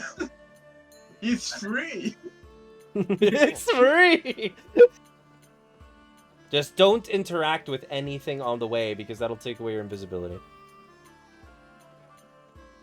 I'm gonna harvest this rough stone here. Screw the invisibility. Oh shit. Okay guys, there's people here. Where are you? Oh, You're at the wrong portal, bro. Oh no. I was at the wrong portal and two people popped out just as I unvised and they chased me. But I live. We waited for a while before jumping in since Kazan of our guild wanted to join. The more the merrier. As we waited, we just killed some of the big old lizards, hoping to get a baby of them like the one that Jarl lost so long ago in our adventure. Now you just have to run to that right top pathway so you get into the next map. There's a skull on the map and it makes me scared. That's always there. Oh, we're gonna lose all our shit, don't you worry. It's just a matter of time. That happened. I'm just looking at the map, like red circle with a skull in it. That's always a good sign. Alright, let's do this, boys. Go in. If I say we pile on a dude, we pile on the dude. Alright? If everyone's just spazzing out running, then we run. So for running, every man for himself? Yes. Well, yeah, that's the thing. If we are in run mode, do not look back. I've learned my lesson. Oh, nope. Oh, we got. Oh, oh wow. He skedaddled super quick. Okay, my words got cut. Oh my gosh. With our party, we did good to clear out a blue chest camp. Good job, my people. So we went straight on over to the next one. What? You just went flying? Yeah, my horse just decided to do a 180. Skateboarding. Let's hope it's not cleared. Oh, it is not cleared. It is. I repeat. Both of them are on top of me. Don't worry. We'll get them all. Oh, never mind. You'll not be okay. It's not fine. You're dead. you were very correct to be concerned, my friend. I've been sent to the Shadow Realm. Pull the mage alone, yeah. Don't go too far in. Don't go too far in. Everything is pulled. Who pulled everything? Nice, good heals there. Focus on the weakest ones. Focus on the one with the least amount of health. Oh, it's just the other ones got pulled.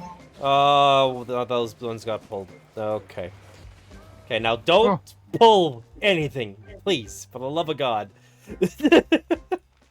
Focus robot and then focus both mage and do not go further in. All right? Okay. Okay, robot's broken. Robots, focus left mage. Focus left mage. Nice. I should have been dead by now. Okay, right mage. I am dead. You got correct. All right, come back. All right, come back, pro. The grind never stops as we just kept at roads on day 76. Uh-oh, person. First K, person, red, watch. Red. Don't mount up immediately. We need to clean this up so we can stand our ground in case we have to. Oh, they're kitted. Okay, mount up and run for the hills. No, they ran away. And Wait, we're good. No, they're gonna wait for us to be engaged in a fight, and then they're gonna come up us. I assume. I say we go kick their ass. They're all in tier 8, dude. They'll one-shot us easy. Okay, let's scout a little bit, and then we'll meet back in the center room once we figured out if they're still here or not. Just scout out a little bit. Don't go too far. Yeah, I don't think we're worth their time, honestly. Yeah. All right, cool. Meet up in the center room. Focus mage first. Okay, just keep focusing mage. You're doing great. All right, cool. Focus the weaker one of the two.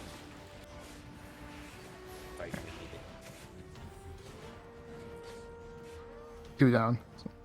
Don't. No. Okay, Jarl, you lured the middle boss. That's what I was trying to prevent from happening. All right, so just focus things in the back. Do not pull the boss, please. Oh no. Bro, no. All right, I got it. No, that's okay. I had the speed run. You did not got it because you just took 1,000 damage. I lived though. 'Tis but a flesh wound. Let's just regain our mana, have a little bit of a tea break, and Protorex pulled the boss. Okay. Oh, that was just perfect. You cannot make that shit up.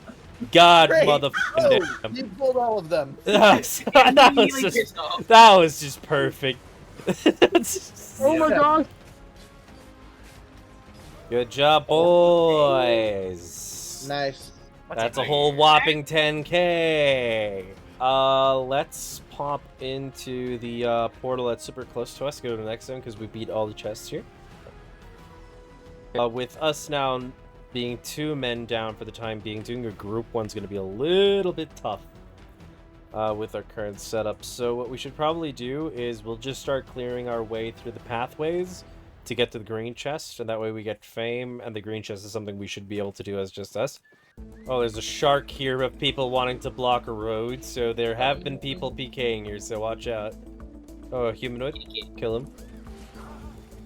It's cleared. Oh, it's cleared? Okay, then no need to worry about it. Oh, red. Guys. He's in tier 5. Yeah, pile him. Nope, he's on me. Okay, he's got... I silenced him. No, you silenced Oh, I'm dead. Oh my god. Yeah, I didn't realize that player was in 5.3 gear and specialized in it. Whoopsies, that's my bad. Itching to test my tier 7 gear, I went to grind in a blue zone static dungeon. I hear the fame here is good and there is no risk involved, and after a bit of struggling against, larger groups of mobs, I slowly made a bit of headway deeper inside, slaying mobs that can be worth 10k fame each. Not bad for not risking anything. Of course, I became overwhelmed with the staggering amount of undead in the later rooms, and was a bit disheartened that I couldn't get further. I need a new plan, and that would involve being able to deal more damage, which would come in the form of a one-handed spear that is kind of a combination of many weapons that I've tried till now. Can't use all the skills at once, but eventually can have life leech like my incubus mace, deal fast damage to work well with my armor's bloodlust, eventually can get a pull skill like the primal staff that I like so much, reflect like the cultist robe way back when, while higher damage and mobility is brought to the table. Truly, this weapon was made for me, and got my hands on an extremely expensive tier 7 Thetford cape. With this Tome of Insight, I got Spear Fighter all the way unlocked, permitting me to now wield a tier 4 spear. Leroy the Lizard was taken to stretch its legs out in the safe zones, straight to another static dungeon to get a better feel of this weapon and mobility. And I gotta say, having a weapon that actually has a skill with mobility, I don't think I can go back to a weapon that doesn't have it. It is just so good. Even got to party up with some strangers on day 77 to grind together, which we did up to the point where I reached a level 10 Spear Fighter, so I wandered all the way on back to the market to purchase a tier 5 spear that has life leech on it. But the upgrades don't stop there, oh no. Got a whole set of tier 4.1 gear, which I took with me to Brazilian, and from there into the Unstable Roads portal where I spent the day leveling to my heart's content. And here I noticed the chests were left partially unlooted. My gut was telling me I was not alone here, so I hopped the zone or two, kept up the grind, and noticed that this place has guild hideouts, which is awesome for them and terrifying for me. So it does make sense that I had to dodge around groups of active people fighting here. I lived to see another day as I hopped on back through another portal, and after a few more kills worth 40k fame, reached the oh so desired Plate Boot Mastery. That is level 100 on one of my items, so I could wear tier 8 soldier boots. But I just kept up grinding since I can't get over the fact of how fun it is to use the spear against this monk, for example. I have fallen in love with this poking piece of prime weaponry. There was a player here, minding his own business, but wanted to party up. I hesitantly accepted the invite, hoping with that he wouldn't turn on me and rob me of all that I own, and surprisingly, we ended up grinding together. We're cool. Oh, we big chillin'. This is the friendliest face that I've come across thus far when it comes to meeting people that aren't our guildies. Even managed to clear a chest area thanks to their help for some good loot, but their kindness doesn't stop there. They offered me all of their rewards too. I was cautious, thinking maybe it was an attempt that I couldn't teleport out after the trade, but I did accept, and we just chilled. In Spanish. Just vibing and chit-chatting, which was very refreshing. Along with the pathways, something glorious occurred. My first ever pet drop, a Swiftclaw. I was obviously so excited for it, wanting to raise it up, but I felt like the correct thing to do was to give our stranger friend the cub as a sign of friendship. So now, we are even. We had to split up after that since I had to log off, and that's the last that I've seen of this mysterious fellow. May our paths cross again. It's been a pleasure, amigo. Once out of the roads, I found myself in the steppes, and thankfully made it all the way to the Bridge Watch portal in one piece. So I deposited my loot on day 78 here, hoping that I don't forget it in this bank, and got straight back into a tier 7 roads, and in short, farmy farm 80k fame humanoids, level up beyond my wildest dreams, almost clear a whole solo area myself, I just couldn't beat the dastardly final boss myself, and get hunted down by players. I did panic against a wall in a show of, begging for mercy, but it served no purpose as they were just out for blood, so I ran for dear life. And I gotta say, I think I did pretty good at my escape tactics thanks to the spear mobility, my sprint skill, as well as invisibility potions, but eventually I did meet my end. Heart racing and hands shaking, but this was better than my other deaths. I was shooketh as I saw that I had absolutely no cash at all anymore. Like, where did it all go? I asked myself, but the culprit very likely is when I activated the auto respec for combat points. This is why I mentioned that option is cool, but drains your pockets faster than student loans. I grabbed my stuff, sold it off for some change, and traveled back home to continue selling back my junk, so I could at least afford another tier 4 set. But hey, the grind was proven to be useful as almost all of my other gear pieces are at 100. So close, baby, just so close. So I hopped straight back into a black zone to keep up the pressure. I could see the light at the end of the tunnel. One of our members, Foxrina, wanted to level up in roads, but hadn't progressed much, so I provided her with some gear to get going, and prayed that they don't perish upon entering the portal, or earlier. As a small team, we rode off, and the plan immediately started falling apart as Foxrina didn't actually drink the invisibility potion. Fingers crossed that we could actually make it there. Thankfully, all of us made it into road safely and grinded the time away at a chest and actually looted some good rewards for once. Good chests feel so far in between, so this is a blessing. This was also the day where we had to make a stand and to not back down to player killers. Uh-oh, well, bye, guys. Someone here. No! There's a guy! Oh no, there's a guy? Is he? There's a Wait, person. oh, bye, guys. Hold up. Oh, yes! Crow got him! Yeah. What just happened? You have no idea how close that was. I'm bringing him back. Get ready to fight. Get ready to fight. Get ready to fight. And chase. Oh, he ran all the way to a hideout. Come on, bro. Seriously? Oh, little scaredy cat. Little scaredy cat. Who was he about to knock out? Dabble. Oh, we got a red coming behind us. Oh, it's the same dude! No, he's trying to lure us back. Don't fall for it. Don't fall for it. Don't fall for it. He's trying to lure us back intentionally. Let's leave. Go. Because what it could have happened is he might have called for reinforcements and they might just have popped in, and so he's just trying to get us to engage, and then once we're in mid-fight they're gonna swamp us. So we're just gonna go into this portal and leave. Oh, he's still here. The red is still here. He's gonna fight me, guys. Where are y'all? Oh, he's back on his horse. No, he's just trying to tease us, yeah. Oh, yeah. No, he's getting back up. Yep, he's getting back up. This is exactly what I thought was going to happen, because he's got back up now.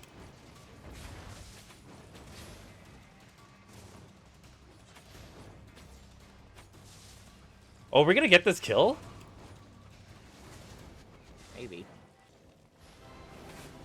Oh, no. We got him! We got this one. Nice. I can feel our pockets getting heavier with this haul, so we skedaddled on out into the open world and made our way to the nearest safe haven called Arthur's Rest. Once there, I wanted to teleport home but couldn't do so with my luggage, and thought selling it in this limited market to my knowledge wouldn't be too great for the price, so I'm gonna have to get all the way to Bridgewatch portals safely. Oh boy. This trip happened on day 80 by myself, and as you can already expect, ganking was inevitable. I got snuck up on by an invisible double axe-wielding bandit who put an end to me very swiftly. And along with that, of course, my profits. That hurts. That really does hurt. I was so proud of the loot that we got from winning that fight.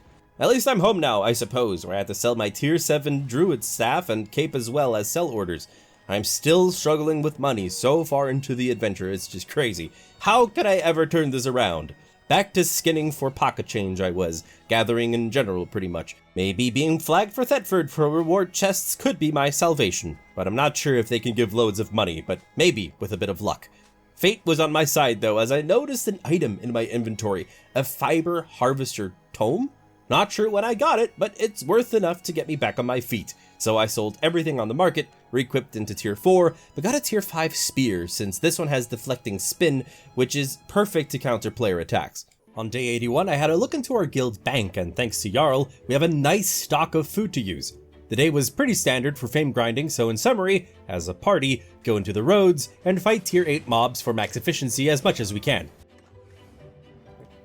I got tier 8 boots! Tier 8 Oh boots? my gosh, Holy I got tier 8.1! 8.1! How much worth is that? 206k. A loot split? Loot split? Loot It's one. It's one pair of boots. I don't know what you want. Loot split? Loot split? Chop each boot up into 2 pieces, and then each person gets half a boot. Each person gets half a boot. More chests got looted and progressed in the Conqueror Challenge. Imagine the faction chest progression, but you get points in roads and so on. And this reward gives me a flat fame percentage gain for a long time. To save on money, I finally turned off the auto respec option and used the combat fame generated on my spear, since it is the item that is furthest behind on my set.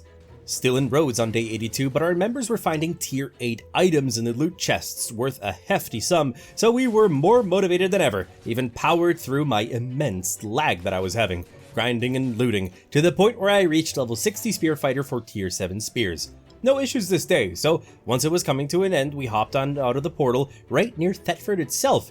Oh, the gear is just so close to level 100, just a tiny smidge more.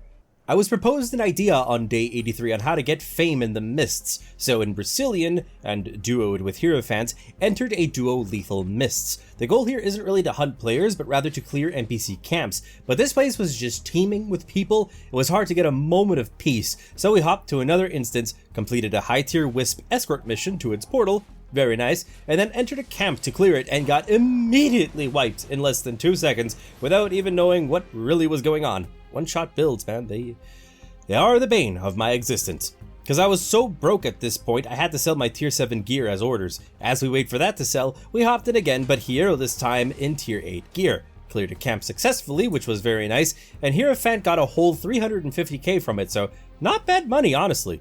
The smaller camp, once cleared, only provided tomes, but that's okay, that's kind of what I'm here for in the first place. And of course, having been here for such a very long time, the inevitable happened. We caught some people's attention. There's a guy here. He's got a buddy with him too. 2 bear claw users. I'll go this way. Yeah, they're chasing. Oh, there's... Oh, yeah, there they are. Here they come. I think they're too scared of me. Probably. To actually push up.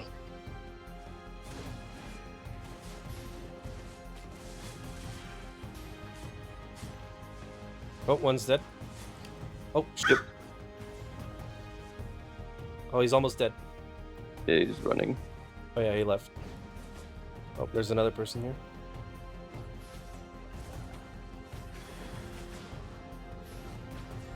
Nice, good job. I'm gonna loot everything here as well. Yep. Okay, we're making some pretty good profits there. We're already at 600k. We're making some pretty good money, yeah. Yeah. Wow, I'm excited. I'm really happy about that. Oh, okay. Yep, they're stunning. No, I'm dead. Oh my god. Yeah, holy crap.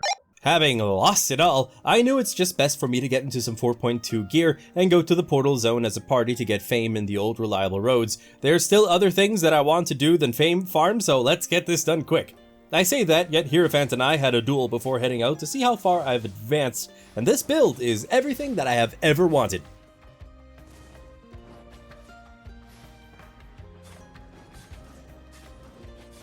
I beat Hierophant for the first time, let's go! Back to our grind, we beat up some bosses, looted about 50k each, and such a small chunk of cash is still worth it for us to return to stash it safely. And hey, my cape sold, so I have monies again. Gives me that warm, fuzzy feeling inside. With gear repaired and having entered a new portal, we grinded so much so that at the end of the day, after having cleared a ton of this place, we got to a deep roads, as the peeps called it, because it has access to Brazilian directly. I'm 99% sure that's why they called it that way. 85 was a blur. We honed in on the grind, and the fact that this zone was filled with tier 8 mobs, the chests at the end should be very valuable. Oh, it knocked me all the way to the boss. I'm just gonna sacrifice myself and run the other way around. Me and Hierophant just flew. Hi, Crow. Oh, dabble. I got launched. I did not voluntarily do this. These knockbacks are insane, dude. What the fuck is this? Take him up here. Raven, take him up here. Raven, watch me. Once cleared, the chest was purple, so to our excitement, we actually got good rewards. For me, it was like a little bit over 80k worth. Another camp was cleared, loot worth less, but okay. Another camp at tier 8 was hit up, so we thought we would get good rewards again, but no, even worse than the second one. So we did another camp worth absolutely jack, and yes, as you can guess, a 4th camp was cleared this day, and I don't even want to talk about the loot from that one, it was just simply abysmal. So we went to deposit the loot, thankfully with no issues at all, and I bought myself here a 6.2 spear. To finish off such an extensive day, we hopped into a ranked arena in hopes that we will get some Tomes of Insight as rewards. And yeah, it's the game where you have to control the stones to gain points in a massive beat-em-up showdown. Loving the spear, but that doesn't mean that we are going to win now, are we? As you can see right here. But hey, still got some Tomes like we wanted, which popped and landed me to the torch level of 95, spear 75, hood 98, and the jacket at 96. I can feel the tier 8 set calling my name. Finally, by day 86, my remaining tier 7 gear had sold, and those funds were funneled back into pause for staff crafting. I have little time left in this adventure, and it is the only stable moneymaker that I have thus far, so don't you fail me now. With those orders coming in, I went to do one of my last grinding sessions, solo in the roads, and chose to rock the Impaler spell on the spear that has a magical spear appear from the ground for big damage and a slow. But this day, my lovelies, was absolutely glorious, starting with unlocking the Conqueror's chest. But I didn't claim it here, no, don't want to lose the goodies in it if I die. And would you look at that, Hood Mastery has been achieved. Let's keep it rolling. Looking for fresh mobs in another zone, I saw this place was littered with a flip ton of statues, likely as barriers for larger fights, so I left that death trap and after some kills unlocked the final grim chest. Again, not claiming it here. Me and this big mace dude threw it down for a bit, swinging those things, and got to the leather jacket mastery. So nice. And it doesn't stop there. Torch mastery was also achieved. So satisfying that everything is coming in simultaneously. And the spear now is at level 85, which means I have the harpoon skill, like the pull that I did with the bear staff in that fight so long ago, which till this day is one of my favorite moments. I would like to know which one is yours. Please leave a timestamp in the comments. I'm sure that'll be one of my deaths. Let's be real. Sadly, the portal that I came into this zone with had closed, so I cannot go back the same way. So I spent 27k for a fast travel on day 87. I completed what I came here for, and you already know it's time for the goodies that we unlocked, starting with the Grim chest worth about 110k straight into my invo. And up next, the Conqueror's chest. What? That just jumped from 110k to like 760. What the heck just happened? It's the siphoned energy that's worth so much, I think. Oh, here we go, baby. Let's use these tomes to get Spear Fighter up. Let's go. Pop that.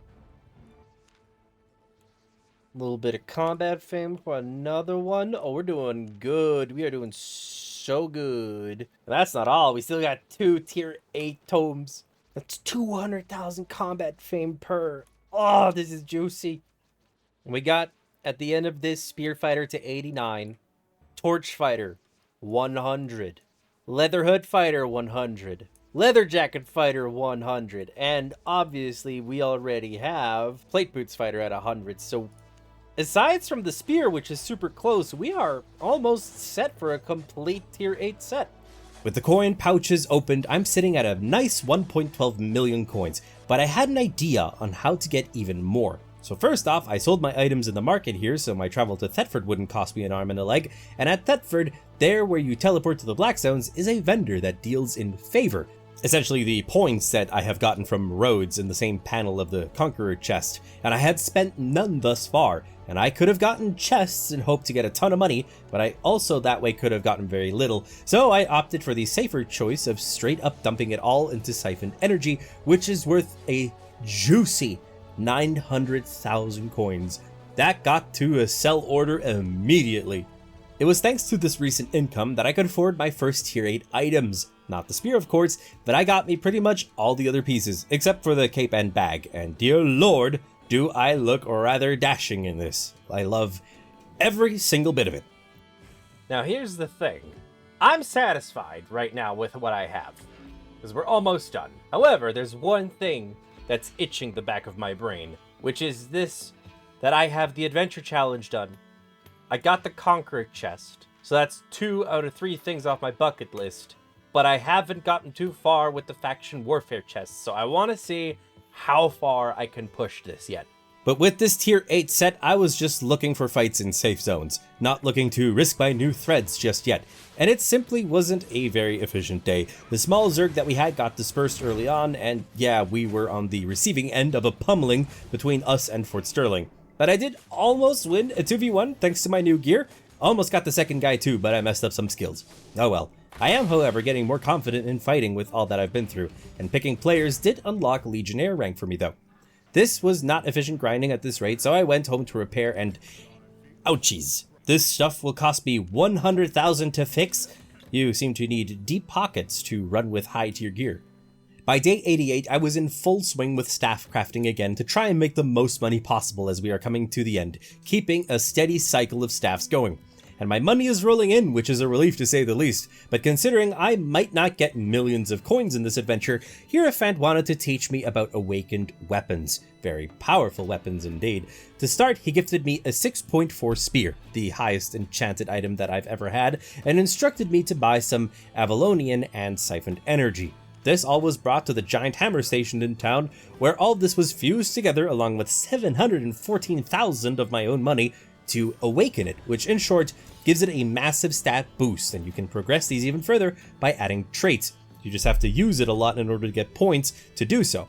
Also, the spear sparkles. I can feel its power tingling in my fingertips. At this time, solo dungeons were giving a bonus 20% fame, so Hierophant and I teamed up to do a tier 8.1 solo dungeon, which meant traveling deep into the black zones with our most valuable gear. So knowing that, I bought myself a Swift Claw since it's faster than a horse.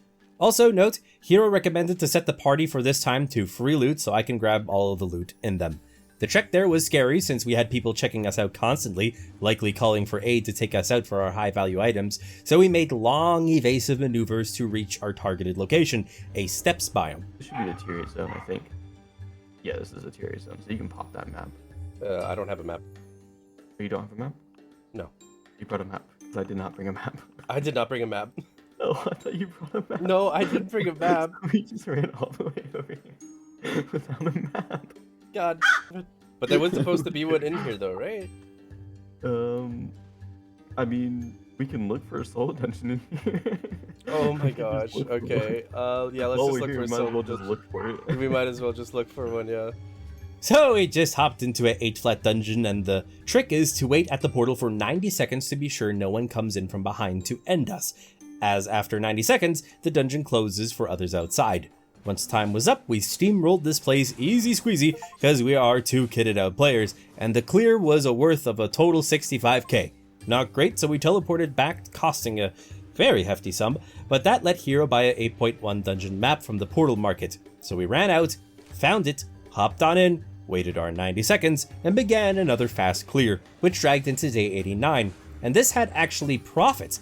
Not even done yet, and I'm sitting at 100k, and after a bit more beating up mobs, and of course the final boss, got a total worth of 200k. That is much better. Into another dungeon we went, reached maximum attunement on the Awakened Spear, got big loot on the mini-boss chest, and we're stoked to see the final chest was purple. What's purple? Purple chest, let's go. Let's do go. 78k. We got more from the side chest than we did from the boss chest. Well, my info is at 383k, so I'd rather not complain and jinx this. We went to stash the haul, teleport costing 220,000, but got to sell the goods in the portal market, which apparently is the main Thetford market. The more you know. As for the trait I put on the spear, I chose of the 3 options to go with health improvement, because we all know that I die too much.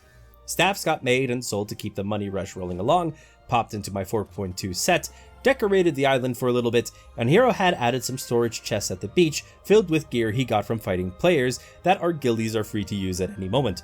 My spear fighter at this point is at level 90, so we got Arch of our guild to join the party, and went to fight in faction warfare since I did want to complete the progression, some more as mentioned, and it was prime zerging time. On the way, we did encounter a red party. Lux did get picked off, may you rest in peace. As for the 2 of us remaining, we hid for a bit in the Thetford outpost, until we saw an opening to sneak out the back safely. The journey to find an active Zerg in red zones took us on a long trek, so much so we almost got to the city of Lyndhurst. The warfare commenced on day 90. It was in full swing as we ran through the outposts, until the point where we found a seemingly very organized guild that single-handedly dispersed our army for a very long time. Considering the bandit assault was ending and it seemed like no army was coming back or forming again, we just flagged red to maybe pick some players, but ended up just wiping while trying to get a chest. No surprise there. I'm dead. There was nothing good in the chest anyways. No, okay, that is no problem. That is no problem. It was nothing good. It was just tomes and some runes, honestly. Thanks to the loot chests on the island, requipping was rather fast. Kept the staff cycle going, can't forget about that, and I was super close for another reward chest, less than 1,000 points to get it, so I flagged up for the last bit. The weird part of this day was, yes, we were flagged red, but We were chill, we started no fights, and we were warning people that there were hostile players in the tunnel at this portal, yet our words must have not reached them, since everyone and their mother picked fights with us for a very weird scenario of getting chased relentlessly for no apparent reason at all. Guess people just like to jump at the chance to fight people for no risk, even if it earns you nothing. So I just got back to town, unflagged, and bought a faction chest worth 58k, and those juicy sweet books, which got me to Torch Combat Specialist, giving me a very special pretty star on it. How nice. And just did a fast solo dungeon in hopes to reach the required points for the big chest, but no luck on that, nor on the dungeon loot. Part of me was tired of riding a normal looking horse all the time, so I bought the Morgana horse skin and saw that it wasn't usable on regular saddled horses. I needed to purchase an armored horse, who we shall dub Arthur, and it works much better. And this beefier mount helped me quite a bit in joining up some faction warfare, where I unlocked another chest. Across the lands we conquered. At one point I got knocked down only to see a massive 10-minute cooldown timer to get up. What? Eventually I got back on my feet without having been picked off, and wow, we are tearing a line across the continent. But that's all for me on this for now. Went on home, claimed the chests, and bought 2 more. With the smaller chests opened, got to a value of 162,000, and upon opening, the bronze chest spiked to 286,000. Honestly, not too bad profit, I feel. The tomes got me leveled up higher, but got to pressing the learn button on my torch to progress in elite levels, and got it to level 101, which gave it this pretty little star icon. All goods were sold by day's end, and to switch up the pace on day 92, Simon, one of our best players, decided to teach me about Hellgates, essentially PvP arenas, for which he lent me a more meta-focused build to my understanding for DPS and stuns. He will be going in as a healer. I just had to get a Lyndhurst cape first myself. We found a nearby Hellgate, and what you do here is fight some demons till enemy players appear, and then you fight to the death for a chest. Note, we are in non-lethal, so we aren't risking the gear. Would be too much of a shame if I lost the armor that I was just lent. Okay, we have to win this. If we don't win this, I'm done for today.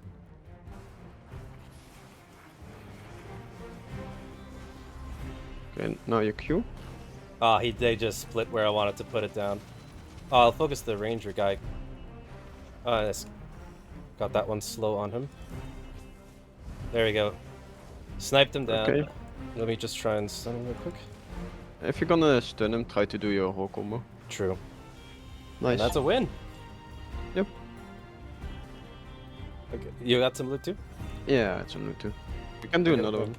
You can just stack them and then we will get against harder players that are better. Oh. Because how deeper you go, how bigger the pool is the game can choose of players. Okay, so the players are here. Okay, that was fast. Yeah. Nope, behind us. Behind us, okay. One healer and okay. crossbow. Ooh, okay. What crossbow? I couldn't tell. I'm not that smart. Okay, let them come. Let them come. Wait, Okay. wait. It should be possible. There we go. Okay, now do your thing. Okay, focus damage healer, focus damage. Okay, wait.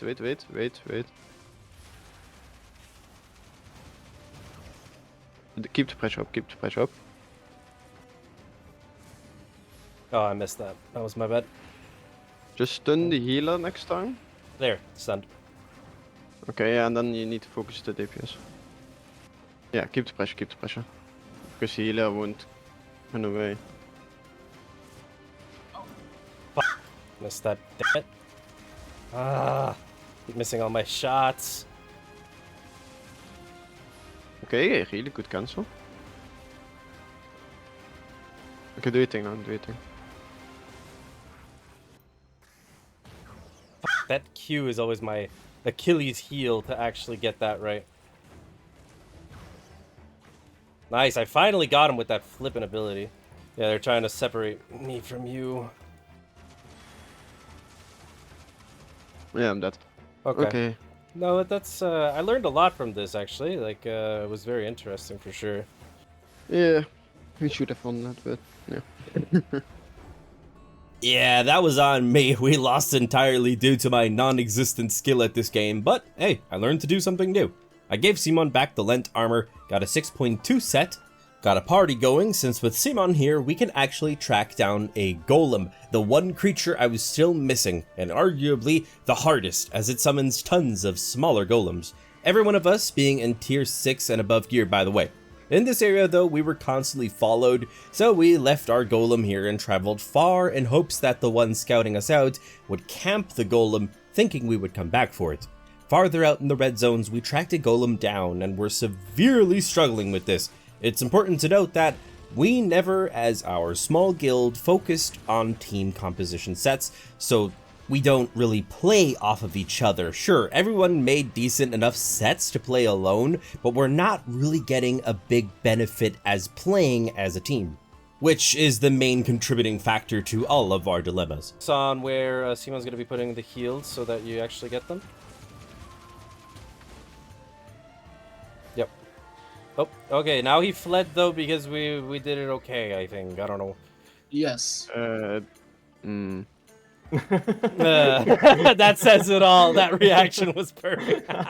Simon says. Oh man. The fight continued as slowly as it did, with lots and lots of tracks and not so efficient fighting skills, and constantly encountering hostiles. Oh my gosh. God damn it, why do they always have to interrupt? Oh yeah, there's a red in the midst of us. Yep. It's fine, it's fine, it's fine. I'm kicking him now. Alright, pile on him. Stunned. Just try to spread. He's over here, he's over here. Ping. Over here. Probably mounted. He just got away with his mount. Okay, well, leave him be. This is kind of annoying. We need to start. We need to start immediately. Okay. Otherwise, we have little time. Okay, kill the big one. Kill the big one. Just need to, and I hope I will survive this. I got stunned. 400. 200. Nice. Nice. Finally. Now kill all the things around. Ow. Here we go. Finally, boys, we did it. Woo! I got a fine runestone tooth. All right, tally out, boys. Woo! This was a doozy. Thank you very much, Simon, for guiding us through that. Very appreciated. Well, as glad as I was to have completed all trackable beasts, the rewards of this pretty much just covered my repair costs. With a bit of more solo roads grinding, the spear was nearing its completion. Saw a old marble aspect. What's up, my guy? How you doing? Please don't kill me. And got the spear to 96 as the day came to an end, with the goal so near. It is in sight. It took only a bit more of focus on day 94 to reach 97. Dang, I'm out of learning points. So let's use combat fame. 98, 99, and I'm out. So grinding it is for the final stretch. But there it is, my lovelies, 100 on the spear. It has been done. So back home we go. Purchased a tier 8 spear, and wow, it looks absolutely perfect. The goal has been completed, although the 6.4 awakened spear that I have is slightly better when comparing their item power. But yeah, with all of this expensive gear, I still have around 340k left to my name, which, well, considering everything I've gone through up until this point, I think is understandable. With a little bit of time left in this adventure, there are still a few things that I want to do, like zerging today to see how far I can get the chests unlocked. Got the daily reward in the process, and heavily fought a Martlock Zerg in their territories. It was a tug-of-war, but after some losses, our blob was getting pushed back, so I defended the neighboring zones of Thetford for a bit, since we were getting swarmed from Fort Sterling at the north at the same time. But yeah, the progress of this day got me one chest, and here's when the opportunity presented itself for a key activity I've been wanting to try, which was on day 95 when we got to team up with some people from the guild known as Silly Sloths to go to an open world boss in Lyndhurst. Their guild is super nice and helpful, especially towards new players like ourselves, and they are led by the streamer Lilymoon. I have a link to their Twitch in the description box, so be sure to check them out. We reached a map known as Innis Mon, a safe map where you can fight a giant boss without having to risk anything. Perfect for us new players. However, we needed to get to the boss first in order to fight it, and not only are all the mobs in this area super powerful, but there are other groups wanting to slay the boss first. Let me get the group here. Try to hit this.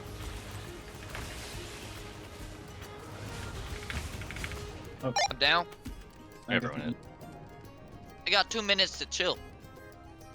Yeah, 2 minutes to shoot. Everyone should just mount and try to run out, and we're gonna run in all of us at the same time. The other boss is over here. Yeah.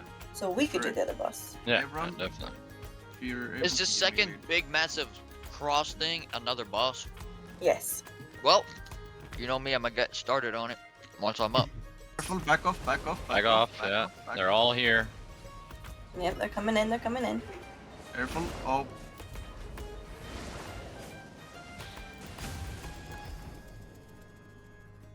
Alright, boys, I'm up. I'm good to go. Just in time for the rest of us to be down.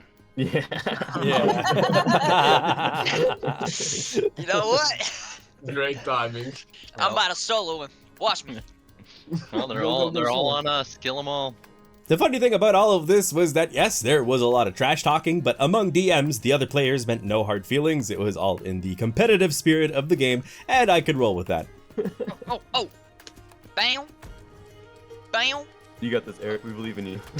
Man, come on, you can make it. This is our resident noob. He is can come a long way. He's kicking ass. I'm just gonna aggro these mobs, just run past them, okay? Run past these mobs, okay? Nice. Yeah, Got mate. one guy. Oh, I'm down. You can top this one. We got a few. No, two. That's good. Showing Boys, I'm still dominance, alive. that's what I like. Sorry, you guys asked the wrong guild to do this. No, I think we asked the right guild to do this. Okay. It's right in all the right ways. I'm still Mapes alive. is killing it. Escape. Coming. They're coming. Come this way. There we go. Oh no. Hi, Goal, Nick. goal. There's so many mobs on us too. It's Oh, hi, Crow. Hi. I got bullied by NPCs. Poor This Paul. is getting slow. Get him. I think I got him. Back me up if you're gonna say you're gonna go for him.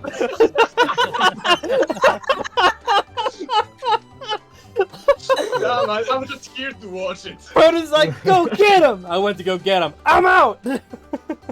You need the content. I'm just here encouraging you to do it. Right. Okay. I He's see just how a it is. bad influence. Well, after that beatdown, I went to repair since we need to wait for a new boss to spawn. And well, would you look at that? That is pretty much all that I have in my savings. I popped into Thetford real quick, withdrew 200,000 to regain the repair costs. Don't worry, the boys will be compensated on this activity as well for their repair costs. But I came here for my 6.2 set, which is actually a tad better than my 8 flat, surprisingly. I also can't forget my armored horse. The Raven wasn't really cutting it over there. When I logged back in on day 96, we were in full swing pre-clearing the mobs around where the Earth Mother would appear, the boss that we are trying to fight, so that we would have smoother sailing in the combat. Beast here, the one leading the group of the Silly Slots members, handed me a Spirit Hunter spear that I was allowed to hold on to, as he left to go get a healer set. Apparently, we need 3 healers for this? That might say a lot of the upcoming difficulty. This weapon is similar to the spear, except it's two-handed, and has a super long throw to weaken enemies and leaves a trail of corruption behind. Let's just hope we can beat the boss before any of those Fort Sterling army blobs decide to come over here. But seems like this show is now underway. Let's not keep her waiting. And I gotta say that I am surprised that I lived having myself the greatest amount of lag thus far. It was a doozy, but it is all thanks to our healers. Be careful, Crow. Yeah, my lag is insane. Skill ads, everyone. Everyone should be hitting ads. Yep. Thank you. Alright, this is electricity here. This is the thing I thought was electric. It's not water. Water. Alright, it's under halfway. That's cool. Yeah. We're doing great. It's easy when you know what you're doing. Sorry, Ben. Thank you for that heal. That water is nasty. Alright, we got the ball. Yeah. Good job, guys. Easy. Good job. First try. Nice. Yo mama is so big. No way they did that. Really? Oh, that's crazy. Good job, everybody.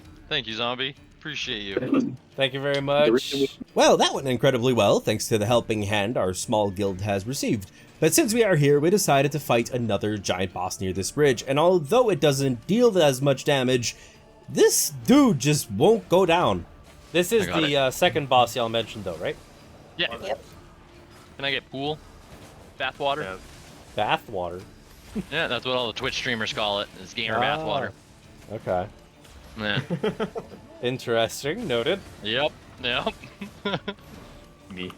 Give me mana. Oh, that Mana, bathwater, mana. so good. Yes. And that's why we say it. I'm gonna just take a dip, take a moment. Right? Guys, I didn't know Crow had bathwater here. Oh my god. What? That ain't mine, boy. That ain't mine. That ain't mine. That ain't mine. I claim nothing of it. No one says no to bathwater. Exactly. Especially free bathwater. I mean, Yeah. What doesn't the get better hell? than that. Yeah, costs like $80 a bottle. Are you standing in that? Seriously. Oh, I get I'm my trying my best to bathwater. stand in the heels, but my lag really isn't helping right now. No, you're fine. You're good. I Crown, can't you're stand good. any, the AoEs. It's like my biggest thing. It is tanky. Good news is Meep's health just never goes down. Pretty too. And so you said I needed a heal before I saw my health bar drop. I'm the panic you instilled in me. I was like, wait, I do? It's like, wait, why? And then boom. The lag is real. The lag is so real. This is the most lag I've had. That's funny. Oh, wow. And where is it? There it is. That was very appreciated. Dude, hit us up anytime if you want to do some more content or some guild collab stuff. I'm happy to. We always got people. We're always in looking for something to do. So, Sounds good. Really appreciate man. that because our little guild is a little bit lacking in numbers, let's just say. Yeah, no, you're good. We don't exactly have the crazy numbers either, but we got a couple people that are always down to come do some shit. Well, combined, we make a good party there. Hell yeah, exactly. I was the only one left behind since I couldn't fast travel due to my trade of the new spear, so I ran all the way back, bought an Avalonian cape that can dish out high damage, and at the island gave our boys their repair costs from the guild funds. Those of us that could still play were preparing to try and gank some players, thems being me, Protorex, and Hierophant. With poison potions in hand on day 97, we went to check on roads for some players to pick off, but for all of our time spent here, we came up dry. Just found people that immediately ran away in low gear and other zones with lots of loot bags, symbolizing that we kept missing groups of people. Based on my notes, I did rank up, so hey, not gonna say no to that. Whatever. Eventually we just went to the open world to find players since we wanted to get some action in. That was it. Every time we have Crow with me, you know, we never get any guys to gank. Yeah. Crow is like our bad luck charm when it comes to ganking. We can never find anyone. I'm money repellent. Money repellent. Actually, you're the money saver because we die a lot with ganking. Yeah, at least we're not losing anything.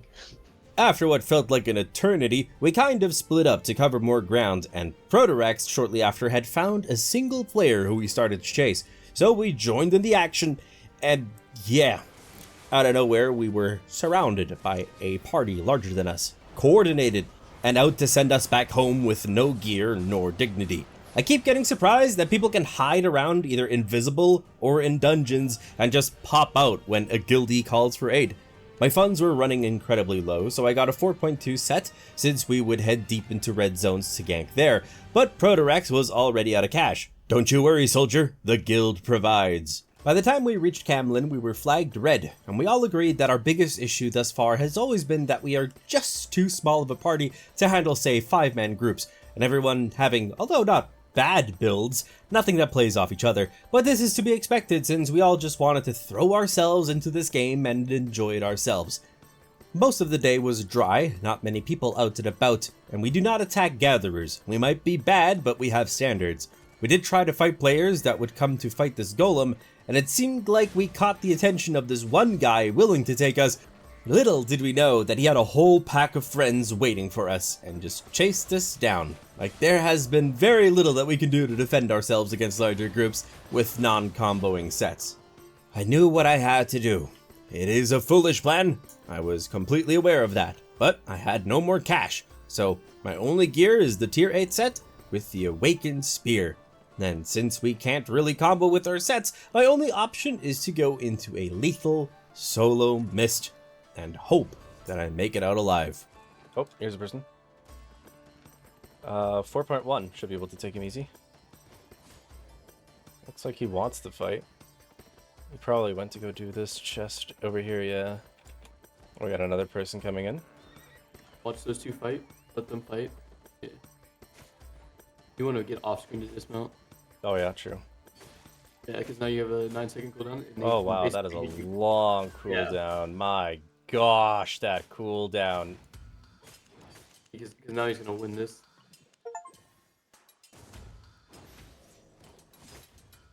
God, motherfucking damn.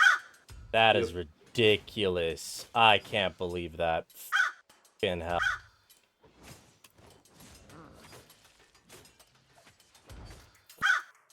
The biggest thing is you had 9 seconds that when he started attacking you.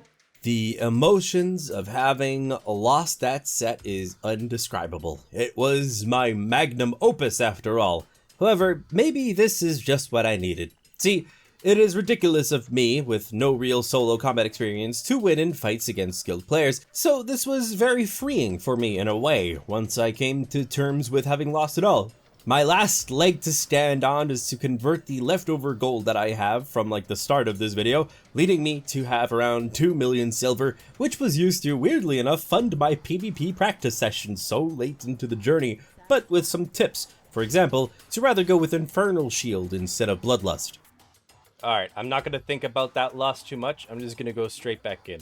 After a long time of not seeing a single soul in this area, I hopped zones and got to another engagement.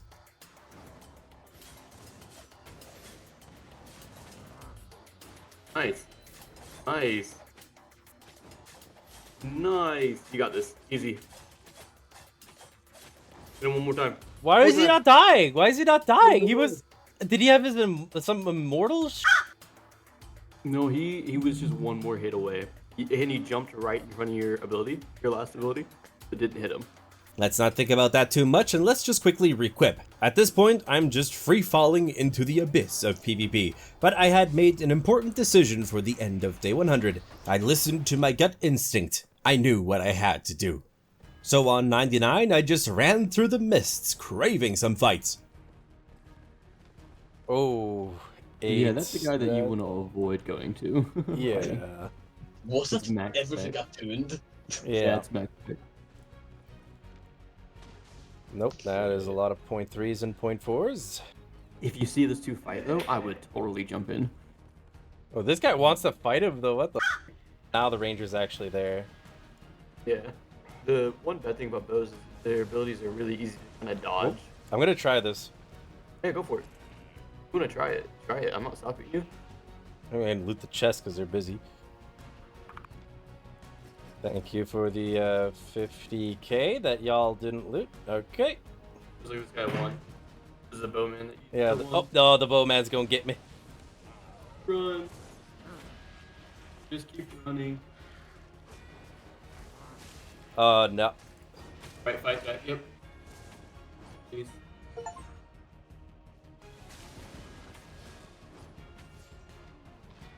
Well, that was expected. That was a good try though. Yeah, it felt good. It felt good.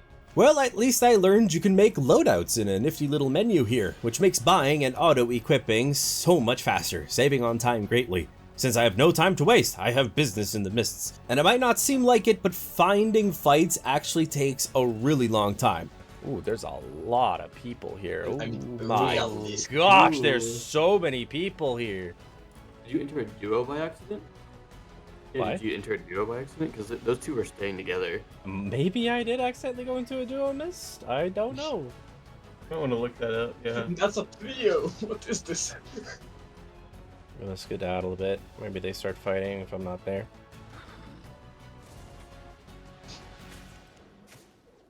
Getting Crow.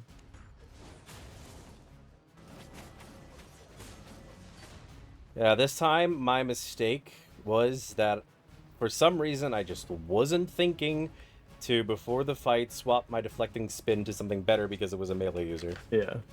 That's all good. That was my bad that I was just didn't really think about that. Am I gonna be able to loot another chest because people are fighting? Nope, there's a guy. Okay, nope. Back up, back up, back up, back up, back up, back up. There you go. Another guy. That hard. That hurts a lot. Oh, he's literally not attacking because he saw my reflect skills. Alright. Oh, learned something new there. Okay, dokie. Well, being as sore as I can possibly be, I still found the energy within me to join up with the boys for some faction warfare. I don't know why, but I always found this activity just my pace and quite enjoyable. It was first late in the day where I had caught up to one of our armies crusading across the lands, with whom we rode into day 100, the final day, conquering to our heart's content, and had this fun moment of having to fend off a Fort Sterling army coming through into Camland, which we had just taken over. Of the stragglers that were coming through the portal, I tried to loot a guy, but my goodness, every piece gets picked clean in the blink of an eye. Hold the line, hold the line! We pushed on through and took over countless areas. A very busy day for sure. And I do want to take the time to thank all of my lovely supporters for their generous help every single month to the channel. It is always such a massive help to me and the entire team, and I appreciate it so greatly. I am honored. Thank you so much. I didn't get any of that. Nope, that gets looted so quick. I died. I got killed by someone. Yep, there's a player here. Huh? Where at? What happened? I almost looted him! Ah! It's so frustrating! Ah! Oh! Oh, hello!